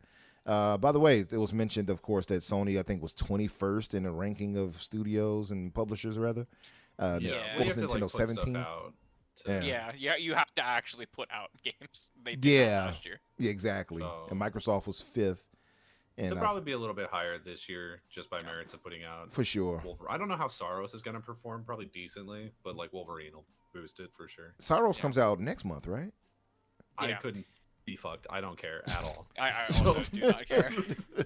I still have to play through Returnal, actually, so I'm getting hyped, but I need to get through Returnal. I got Returnal on PC, but I have to get through that first. Then I'll get to Saros, but I do want to play it. Yeah, so I guess I can switch us to the actual video. I did not get to watch this live, but I did watch it at like 1.25 speed this nice. afternoon. Nice. Not. No. Microsoft is typically more forgiving when we like view stuff from them. By the way, what's up, Stilo? I forgot to say hello to Yeah. you. I think I You think may it's want because to turn the audio off though. I'll turn it off. They Yeah. don't. I was gonna say I think there was licensed music. Yep. I think it's because they they just like when any kind of content creator talks about them. Yeah, it because might be it's right. Just free advertising. Yeah. Nintendo is the exact opposite. Yeah. Which They- is great. I Nintendo guess they doesn't know that they believe in don't the need internet. people Yeah. to talk about them. Like Nintendo, they put out a Mario game. They know everyone's going to know about it. They don't need True. Joe Schmo on That is true. Nintendo Bro podcast number 17 They're to like- talk about. They're like, it's me, Um, Mario. I don't need It's you. like, bitch, we know. Right. I saw the movie. Right. I'm really excited for this game. This actually surprised me right here. Like when he was like, "Oh, don't worry, there's nothing here." I'm like, "Oh, damn, what is these eyeballs turning black?" I'm like, "Oh, he's a It's damn part bloodsucker." of a, I'm trying to remember the overarching franchise it's a part of. Is it It's not Hunter originally the a Reckoning? tabletop game. It's just Hunter the Reckoning, yeah, from what I remember. Because there was a. I remember the other game that came out. Hunt. What? Oh no, I'm thinking of Hunt Showdown. That's a different guy. You're thinking of a totally different thing. That's a yeah. different man. Yeah, because like Hunter the Reckoning was originally a tabletop game. Oh, was it before it became a video game? You're saying? Mm-hmm. Oh, The video game is based off the tabletop game. I had no idea. I believe the first edition of the tabletop game came out in like 1999. This is interesting here because I remember. Now this is Hunter the Reckoning Death Wish. Now I was talking about this on Boone's show earlier, and I was like, me and the family used to go crazy on Hunter the Reckoning. That was the OG Xbox that came out. This is an entirely different style of the game because that was like a top-down kind of game. This is, a third-person, shooter / whatever stealth kind of thing. Okay, it's part of the World of Darkness overarching franchise. World of Darkness. Okay. They're all based on tabletop games from White Wolf Publishing. Mm. Vampire the Masquerade is also in the same world. Okay. All right. As is Werewolf the Apocalypse. Werewolf the Apocalypse. Nerd said I thought it was Redfall 2. I heard someone else say that earlier. Nerds. That would have been hilarious. Like, here's Redfall 2 approved. But Yeah, because can you imagine that? I think that what is this one? This is Hunter the Reckoning, but what's the subtitle? I literally Wish. just read Death Wish. Yeah. Death Wish. I think this is being made by the people that made the licensed Terminator game. What's that? Hunter game you talking about? Yeah. Oh, this right here There's is a Wuthering Terminator. Waves. This is very gotcha-esque, but So it does look pretty it's good. not a new game. It's like one of the most popular. it's Like been out for a it's minute. extremely popular. Yeah, Wuthering Waves. I'm just saying this is a That's the one very that everyone keeps gotcha being like, style. Oh, it's the Genshin Impact killer, but it's like I think you misrepresent how many different gotcha games weebs are willing to put time into. I know, right? Yeah, the Wuthering. I don't like the name of it. It makes me think of that movie. But yeah, Wuthering Waves. The one where Jacob Elordi and Margot Robbie get real Exactly that one. hot. Yeah. Wuthering But yeah, Waves. And we love them for it. Yeah. The Death Wish is coming from Teon, who made the RoboCop Rogue City game, as well as the. Oh. They made a couple games. They made the licensed Terminator Resistance game as well. Okay, so the RoboCop games I can speak of in Yeah, they're good. particular, Wuthering Heights. That's it, nerds. But those are actually really good. I bought the Unfinished Business one as well. Those are actually like it's not I like still gotta play super Unfinished polished, Business. but it's like a really fun game. Yeah, that like that's why I played the Terminator Resistance, and then after I finished it and found out they were making the RoboCop game, I was like, sold. I'm real excited for the Owlcat 100%. Expanse game that's on the screen right now. This I'm looks really phenomenal. excited for Mass Effect 4. It looks like Mass Effect for sure, right? And it's supposed to be that's what they've said in interviews, that it is highly inspired by gameplay wise and like Oh, that's a positive. like narrative decision wise, but That's it's a set in the positive. Expanse universe. Yeah. You know what? I want to know that too, Mav. He says, "Can anyone tell him what wuthering means? What does that mean? Wuthering, like You is it a know. longing or Like, we weather, he weather, she, he, they weather. we weathered the storm? Oh, Nerds Wombo. is actually saying. He says of weather, characterized by strong winds. It's a wuthering day on the moors today. The wuthering wind blows On the moors. on the moors. Coming from my homeland. Yeah, isn't that something? This game was already gonna be a day one purchase for me, but now I don't have to. I know. Think about that W that did. This was probably Pretty the good. biggest announcement for me. The fact that they got this for Game Pass. Two We big- already knew two it was big gonna be ones for Play me. Anywhere, Two big ones for me. This would and one coming and up then later. Hades, yeah. But this is pretty massive because I saw a lot of love behind this from people hyping this We're up. getting So this coming to Two Game Pass Mass is a Effect W. likes next year, Yeah, this and Exodus. and I'm Yep. here for it because I love the gameplay loop. So like, It looks good, man. I have Yeah. to say, it looks really, really good. So and these guys made Warhammer 40K Rogue Trader, the which people that is made- an yeah, excellent Oh yeah, I heard about that. That's right. turn-based RPG set in the Warhammer 40K universe. Mm-hmm. Like Owlcat is they're excellent at what they do. So like, but this is their first like action game in this way. Right. I've watched like 2 episodes of The Expanse, nerds. So don't feel too bad. I've watched like 2 episodes, so I gotta get back to it. But I was kind of like, maybe I'll watch it later. Maybe I had too much going on at the time, too much dip on my chip. I'm surprised What that did you wuthering just is say a to real me? thing. By the way, of weather, that's interesting. And Gray, yes, I'll likely probably grab that game. By the way, you were right. It's possible.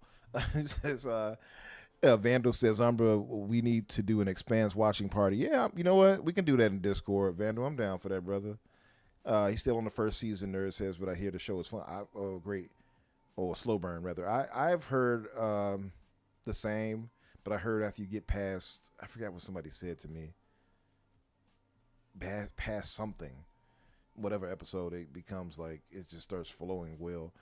But I heard by the time I stopped, people were like, "Oh, you stopped right when it was about to really, really get good." That's what they told me. But I'm guessing if you're a super fan, you probably would say that, right? Oh, you just missed out. I've been putting it off because I want to watch it closer when the game comes out, Yeah. so that I'm like in the mood. In the This Grave Seasons game looked neat. Whatever. This I is don't remember this. I don't remember this Devolver Digital game. This is Serious Oh wait, is this Sam. Serious Sam? Yeah. Okay, never mind. I remember the game now. Serious Sam has I had don't a remember very, the- very tumultuous history. I was a little Yeah. surprised to see. You know what they could have? I said this on the show earlier. What if they'd had Sam Jackson? Seeing how they got these multiple Sams right here. This is like what, a 1 to like 4 player or 1 to 6 player or something. Looks kind 1 of to like 5 it. player. I know it was like a. You don't have to play it in co-op, but like I think it's designed for co-op play. Yeah. And it has kind of gives me a little bit of a Borderland vibe. Little bit. Just a bit. Just It's the way definitely a different art style, but I can see because it has. I gotta give them credit here because I've been bitching about it other places. Look at how colorful it is. Yeah, it's very colorful. Yeah. Like, I'm so happy to see color. Looks great. Yeah.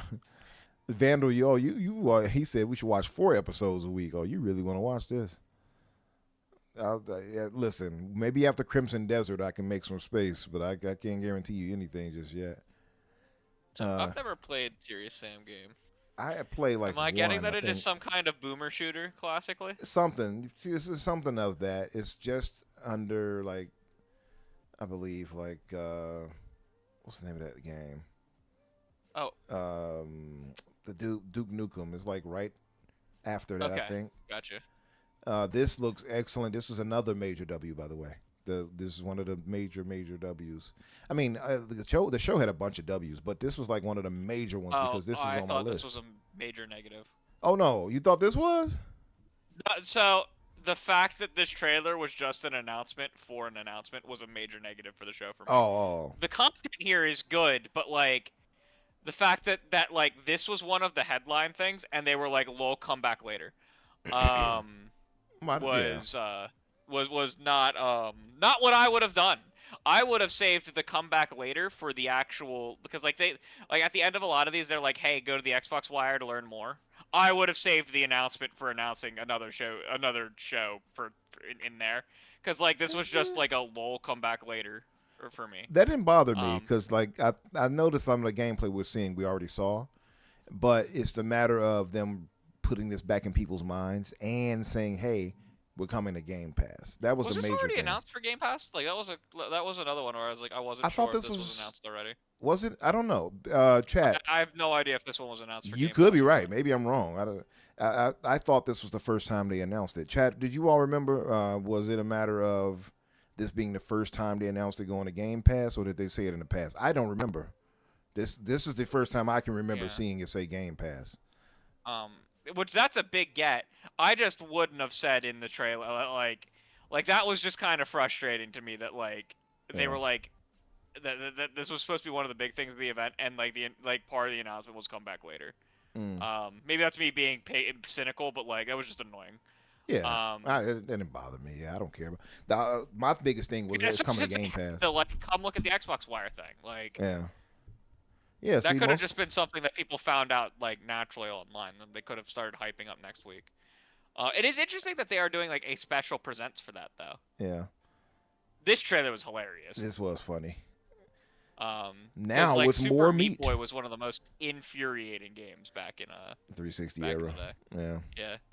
Yeah. A lot of these are like callbacks to earlier eras for me. Like the Hunter the Reckoning, I see Meat Boy.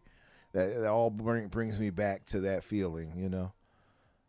Serious Sam, that was even big. Not big, but it had a cult following on 360, I believe. It was 360, I think it was. Yeah.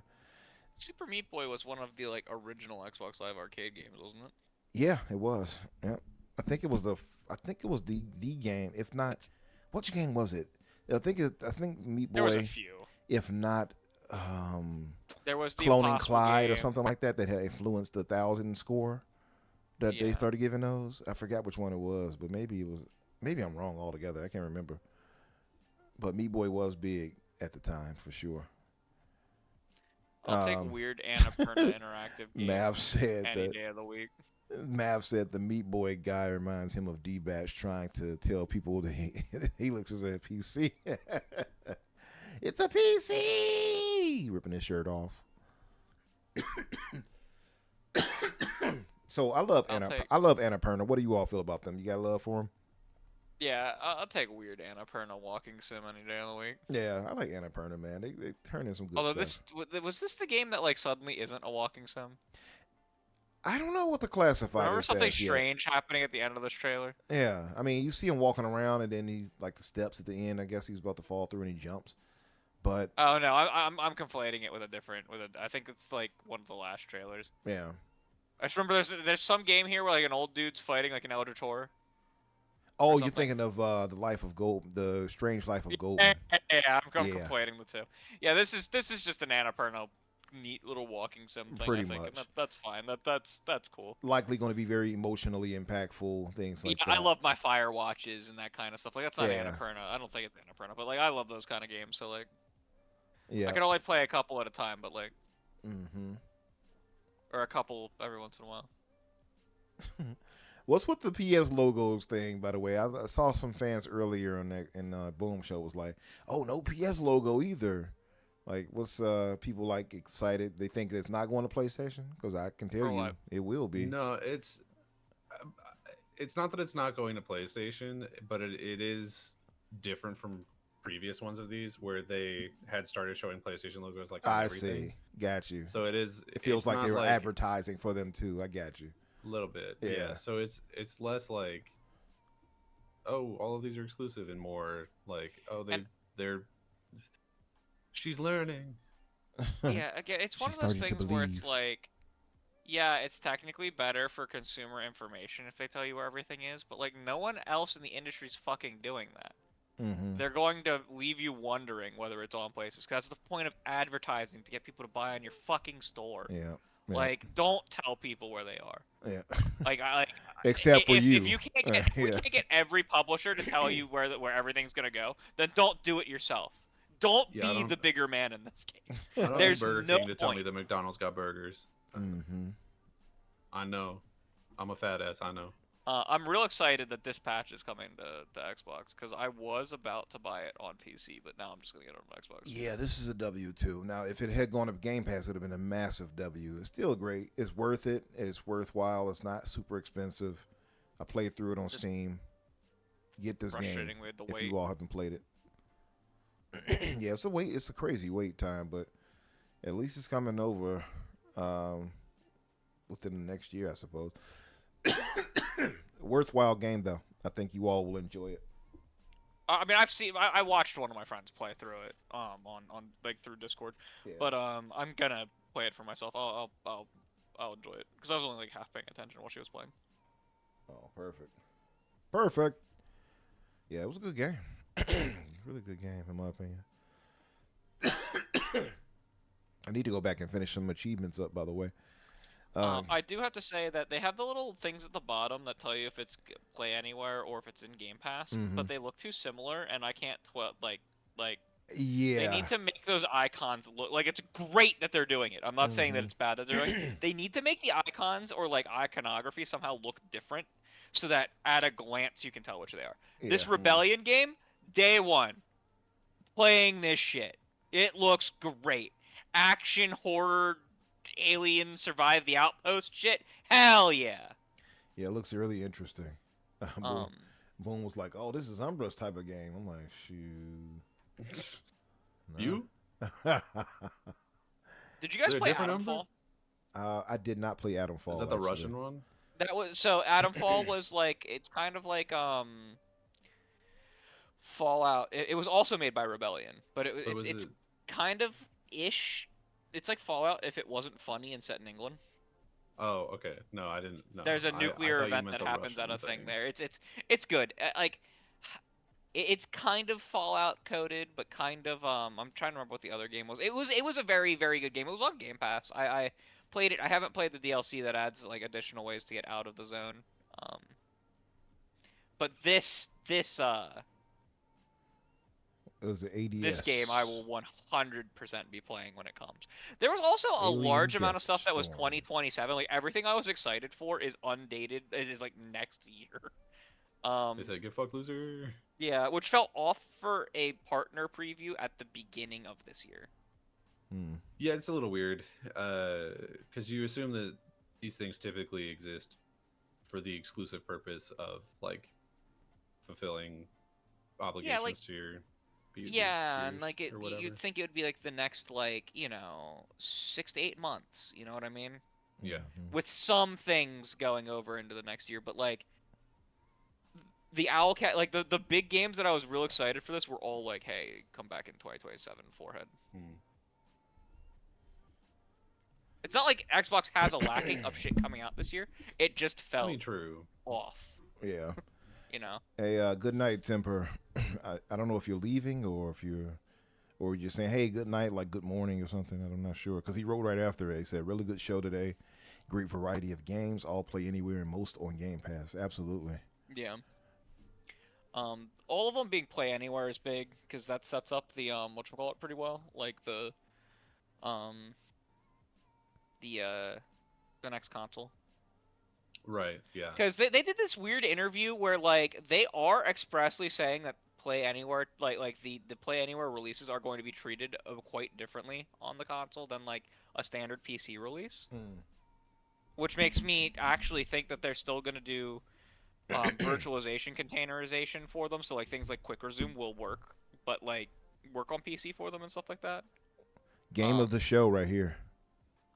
Blues. Yeah, you know, this did actually have a lot of players when the first Bluey game came to Game Pass. So, like, not shocked that they're partnering for the other weird Bluey game for children. You know, we were talking about diversity, and goes right to what we were talking about earlier. And this is the stuff that Xbox is doing great Bluey's at. from Australia. There you go. But like games where we're all over the map, right? You got third party. Way more kid stuff. Yeah, they do. They need more of that. They truly need to over-invest in children's stuff. Yeah, but they got like like, such Nintendo has that diversity market from all types of online. games. Yeah, they do. And like they could compete with that. They just need to invest in that. And I'm not saying turn their existing studios into that. They have Microsoft money. Like spend it on things that'll make a return and compete with Nintendo in that market. I mean, they like, got so many no IP that they could do that with now. They still got Spyro. They still got Crash. Like there's so many. Like and they got what's the name? Toys for Bob contracted to work on something. They're working on something now. Yeah. Like they can easily churn out some of those properties and put them out there. You know, Crash Racing. Fixed? I don't. You know what? I don't know. I never came back to this. I didn't start it because I heard about all the it was problematic save problems and bugs, and I was just like, you know what? I'll wait. Now it's not even in Game Pass anymore, which is frustrating because like it came out super broken. Yep. Also very tough from what I played too. Like you can die pretty randomly and quickly if you make the wrong move. All the rare stuff too, nerds for sure. I would be like annoyed. But like I'm okay with difficulty in an FPS because I'm very I find FPSs to be very fun. Yeah.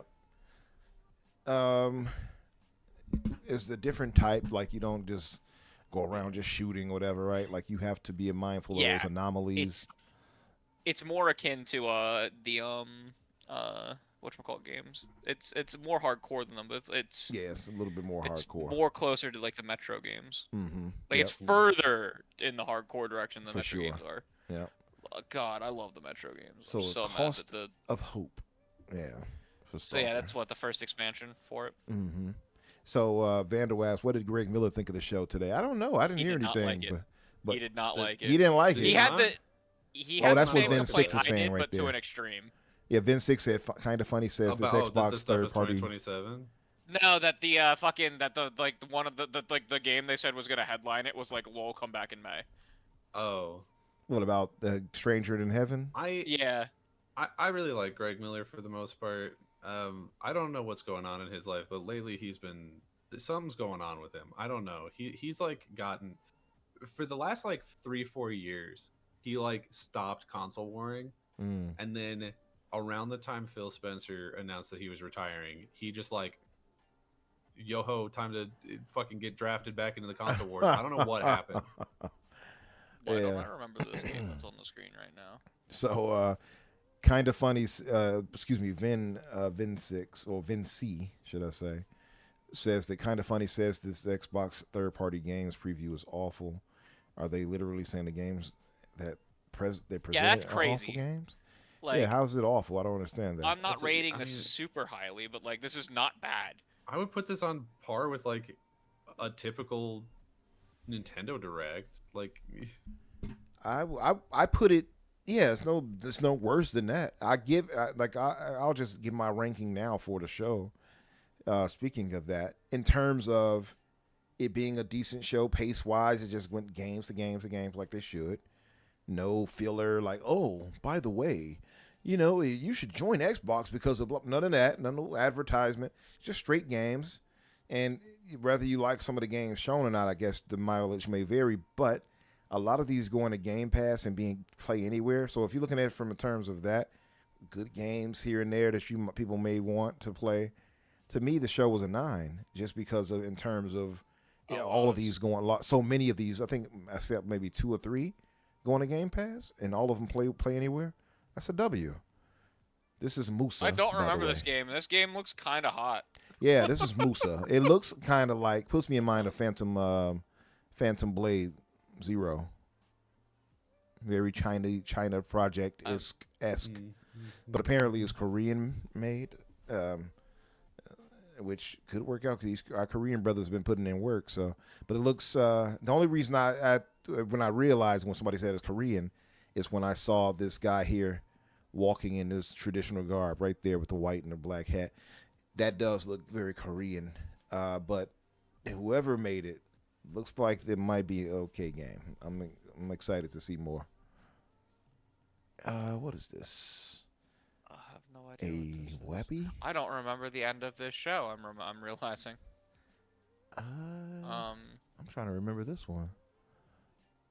Oh, is this the old dude? This is the Yeah, the eternal life of. Yeah, I don't know Golden. what this game is, and I don't really know how you're playing. Like, I don't know, like, if there's actual combat or if it is more just like dodging and like. You do this pogo like attack with the cane. It's a demo out for it though. Yeah, I don't play that much. This is a Metroidvania-esque kind of. Yeah, like this shit kind of looks like it slaps. It does. The demo for it is really good. Metroidvania DuckTales is possibly the hottest thing that anyone has ever said in our chat. That's pretty much what it is. Hey. Yeah. Calm down, chill. I was talking about it earlier on the show with Boom. Yeah. I said it's basically a modern DuckTales, but a Metroidvania DuckTales is pretty much nail on the head. Yeah. The art style of this is incredible, by the way. It like is. The fact that it looks like an old cartoon. Like it almost, it has like the film grain of a hand draw, or like the grain of a hand drawn cartoon. I don't want to say film grain because that's not the right thing. But it has that like almost graininess to it, of like being like hand drawn with like a pencil. Yeah, for sure. Very unique style. Like, look at this right there. That screen. That's crazy great animation. And there's a lot going on in the backgrounds, depending on where you're walking and such too. It's like really well done. Really well done. This could end up being a really big, like maybe a Game of the Year nominee. Not a Game of the Year, but like a indie or something like that type of something. Yeah, I could 100% see that. It looks awesome. Mm-hmm. Oh, like a breakout debut indie. I could see Yeah, something like that. Sure. Nerd says Game of the Year. I'm calling it. I mean, if you told me that this, like, there's some other indies that are coming out this year and have come out this year that I'm like, are probably the shoe-in, like, indie darling child. But if you told me that this was the indie darling child of the year, I'd believe you. Like, that makes sense. Yeah, for sure. E-Rank says, I can see not being big on the show if you're not in the Xbox ecosystem. PlayStation, PC dudes won't get the same value, but that's their problem. I thought it was great, and I'm with you, E-Ranks. Like, I'm a PC dude, but I'm still subscribed to Game Pass. So because of that, I saw plenty of W's here for me, where games I was planning on getting are like going to Game Pass. So it was like, yeah, perfect. You know one thing that was shockingly absent from this event? What's that? That spin-off game, the spin-off Plague Tale game. That's supposed to come out this year. Oh, yeah. Plague Tale Resonant, I think. Is it Resonant? No, Resonant's the Yeah. That's Control. I know what you're talking about. That might show up at the summer showcase, I would imagine. I thought it was supposed to come out in like the first half of this year, though. I don't know. Let me look into it. Let me look up. Is it Requiem? No, Requiem was the second one. What is the Plague Tale spin-off game, and when is it released? Resonance. Is it It was Resonance? Are we getting 2 games called Resonance this year? Yeah, I guess. Oh, Resonance of Plague Tale Legacy. Yeah, Resonance of Plague Tale Legacy. It does say 2026, but it doesn't say when. I thought that they had said that they were targeting the first half, but maybe they are not targeting the first half, and maybe my brain just put that together. But I thought we would have seen this by now. Like, I thought that, like, if you had asked me what I thought a shoe-in thing that they didn't announce to be up at this event, it would have been that game, because they've partnered with Asobo on so much, Yeah. Yeah. No. and it's also going to launch on Game Pass. Mm-hmm. I Resonance. thought that Resonance would looks have been dope. Yeah, very excited for that. Actually, I love the Plague Tale games. By the way, this is a W right here too. This is a massive W. Now I knew when I saw it, I'm like, okay, it's coming to game or at least to Xbox. And I said on the show earlier, I said, now if they say coming to Game Pass, that's a massive W. Hades 2. That's It's not a talked cheap about. It was license. talked about being in like the indie game of the year, I think, this Yeah. past year, right? Or something. I forgot what it was up for. But the first Hades itself, I think, even won some crazy awards, like Did it crazy win good Game of the game. Year? Yeah, something like that. I forgot what it was. But like this team knows how to make some great games. They are the progenitors of this style of game. Great games. Hades 2 is excellent as well. It coming to Game Pass is a big W. Yeah, it's not like I said. This is not a cheap license for them either. They spent some money to get this on the service. Mm-hmm. Like, they spent some serious money to get this on the service. Because like per copy, it's not an expensive game, but this game is going to move copies. Oh yeah. Like it, For it sure. already did on PC. It's going to move copies on PlayStation and Xbox. Mhm. Yeah, for sure. Now this one looks really interesting to me too.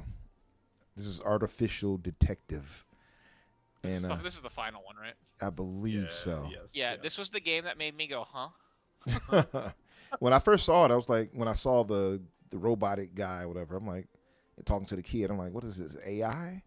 Like with the movie AI by Spielberg. Yeah. And I'm like, is this some type of like game version of that? But no, it looks to be a little bit different. Speaking of AI, Also, do we know anything about that studio? Vivix, is it? That's my first time ever seeing them. Yeah, it's the first time I've ever seen it too. That's why I'm curious if. I'm to your point of curiosity. I'm wondering what are these red things that's taking over like these robotic forms or whatever? What is this? Like, what's happening here? They're based out of San Francisco. Looks like their website just kind of went like live today. Huh. Interesting premise. I like the way the style of this looks. Very, you got stealth elements. You got stage effects where you can shoot things on water puddles as you saw, and it affected the enemies. That looks pretty cool. A little robot attacking for you. It has a very interesting look.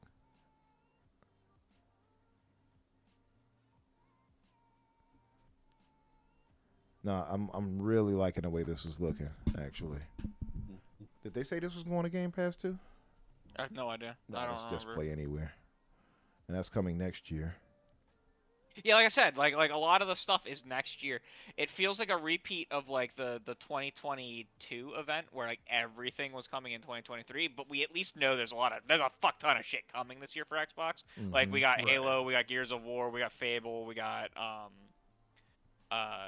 Kiln, we got there's a lot of games coming first party. There's a lot of games already announced for Game Pass third party. Like we have shit coming out this year. It just felt really off that it's March and we're getting everything coming in 2027. Yeah, for sure.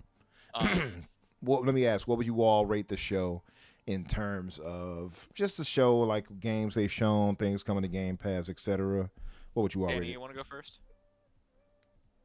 Oh, sure. Probably like a pretty solid B. There's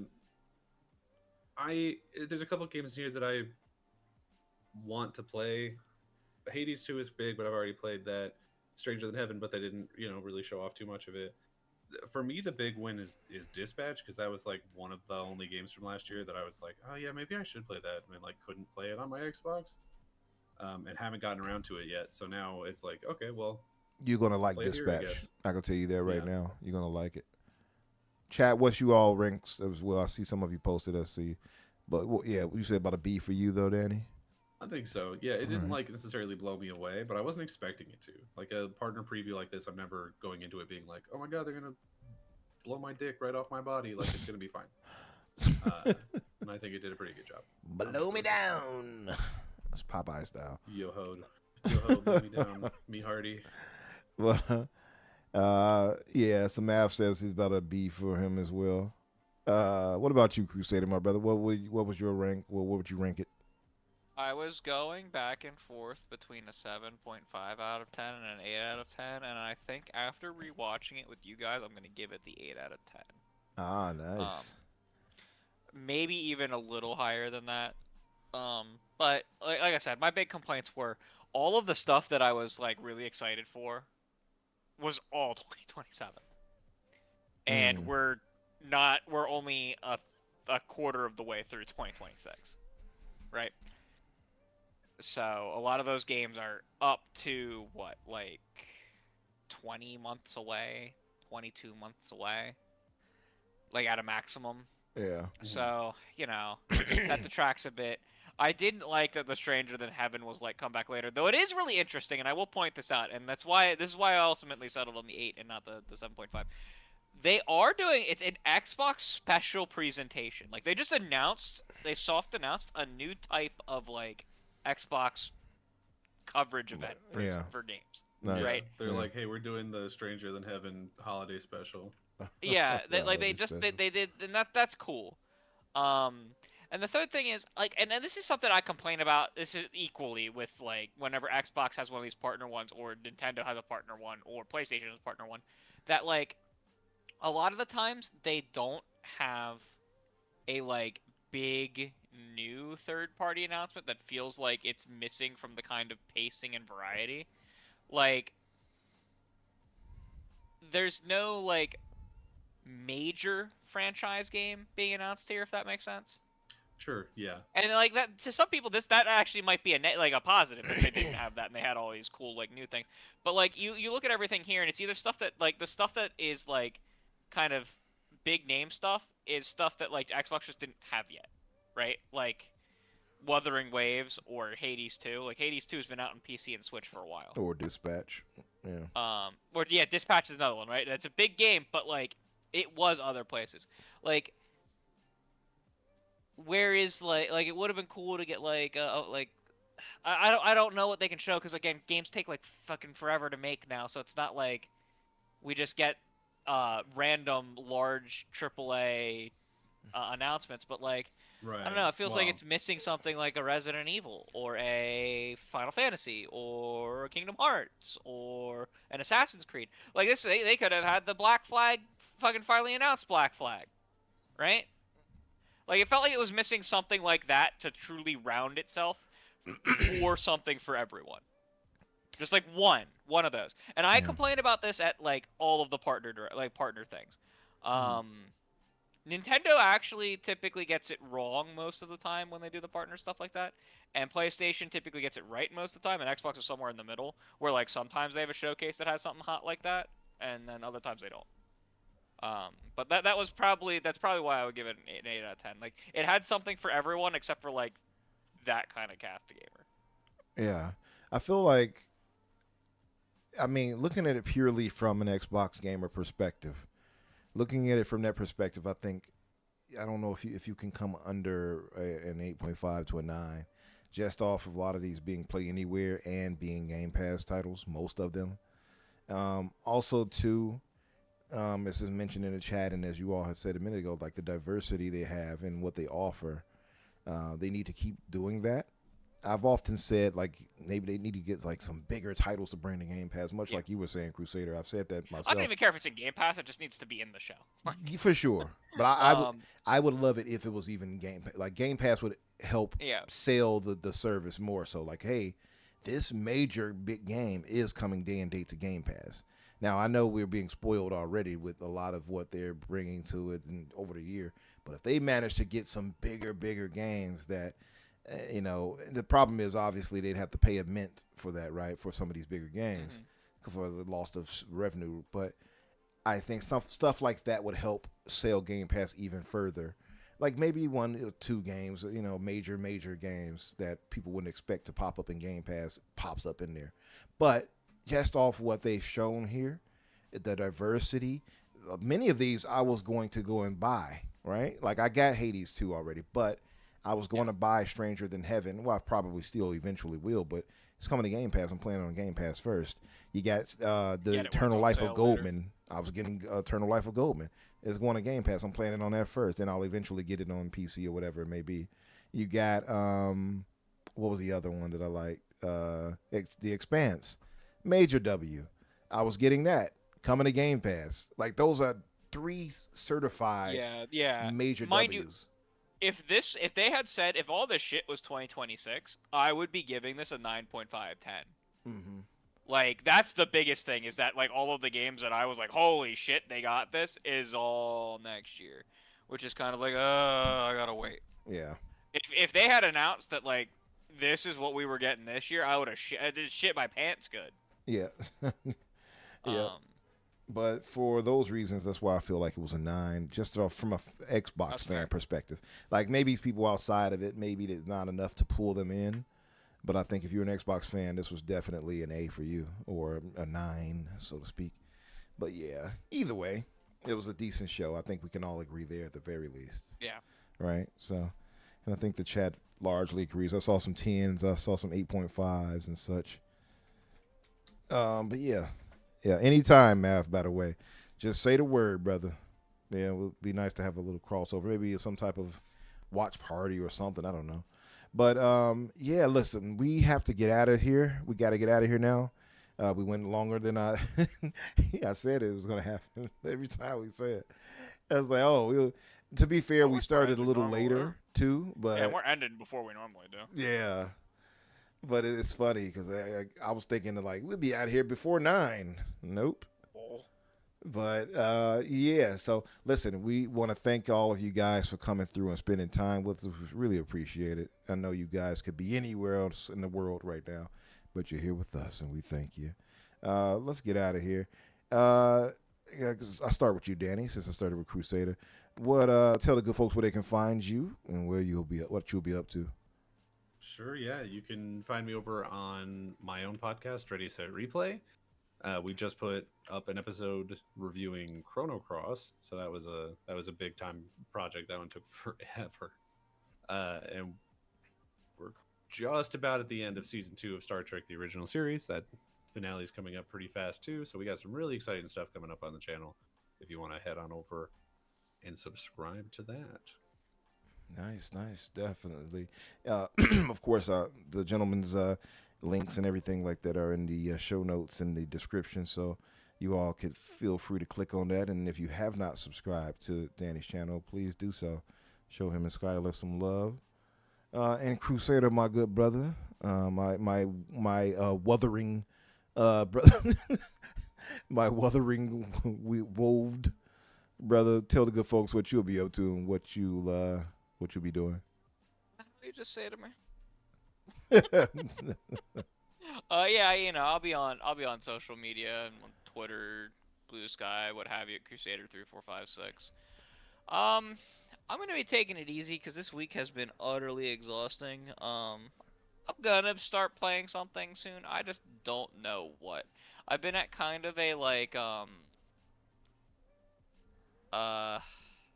won't say choice process or anything like that. I just haven't been able to decide what I want to get into next. I want to play some kind of FPS. I just don't know what I'm gonna pick. You got Marathon right there, Crusader. If any of my friends were to say they were gonna pick it up, I would probably go play it with them because like it does look fun-ish. Mm-hmm. But like I just don't. I kind of want to do the Cryo Archive because it looks like a Destiny raid, not in Destiny. Yeah.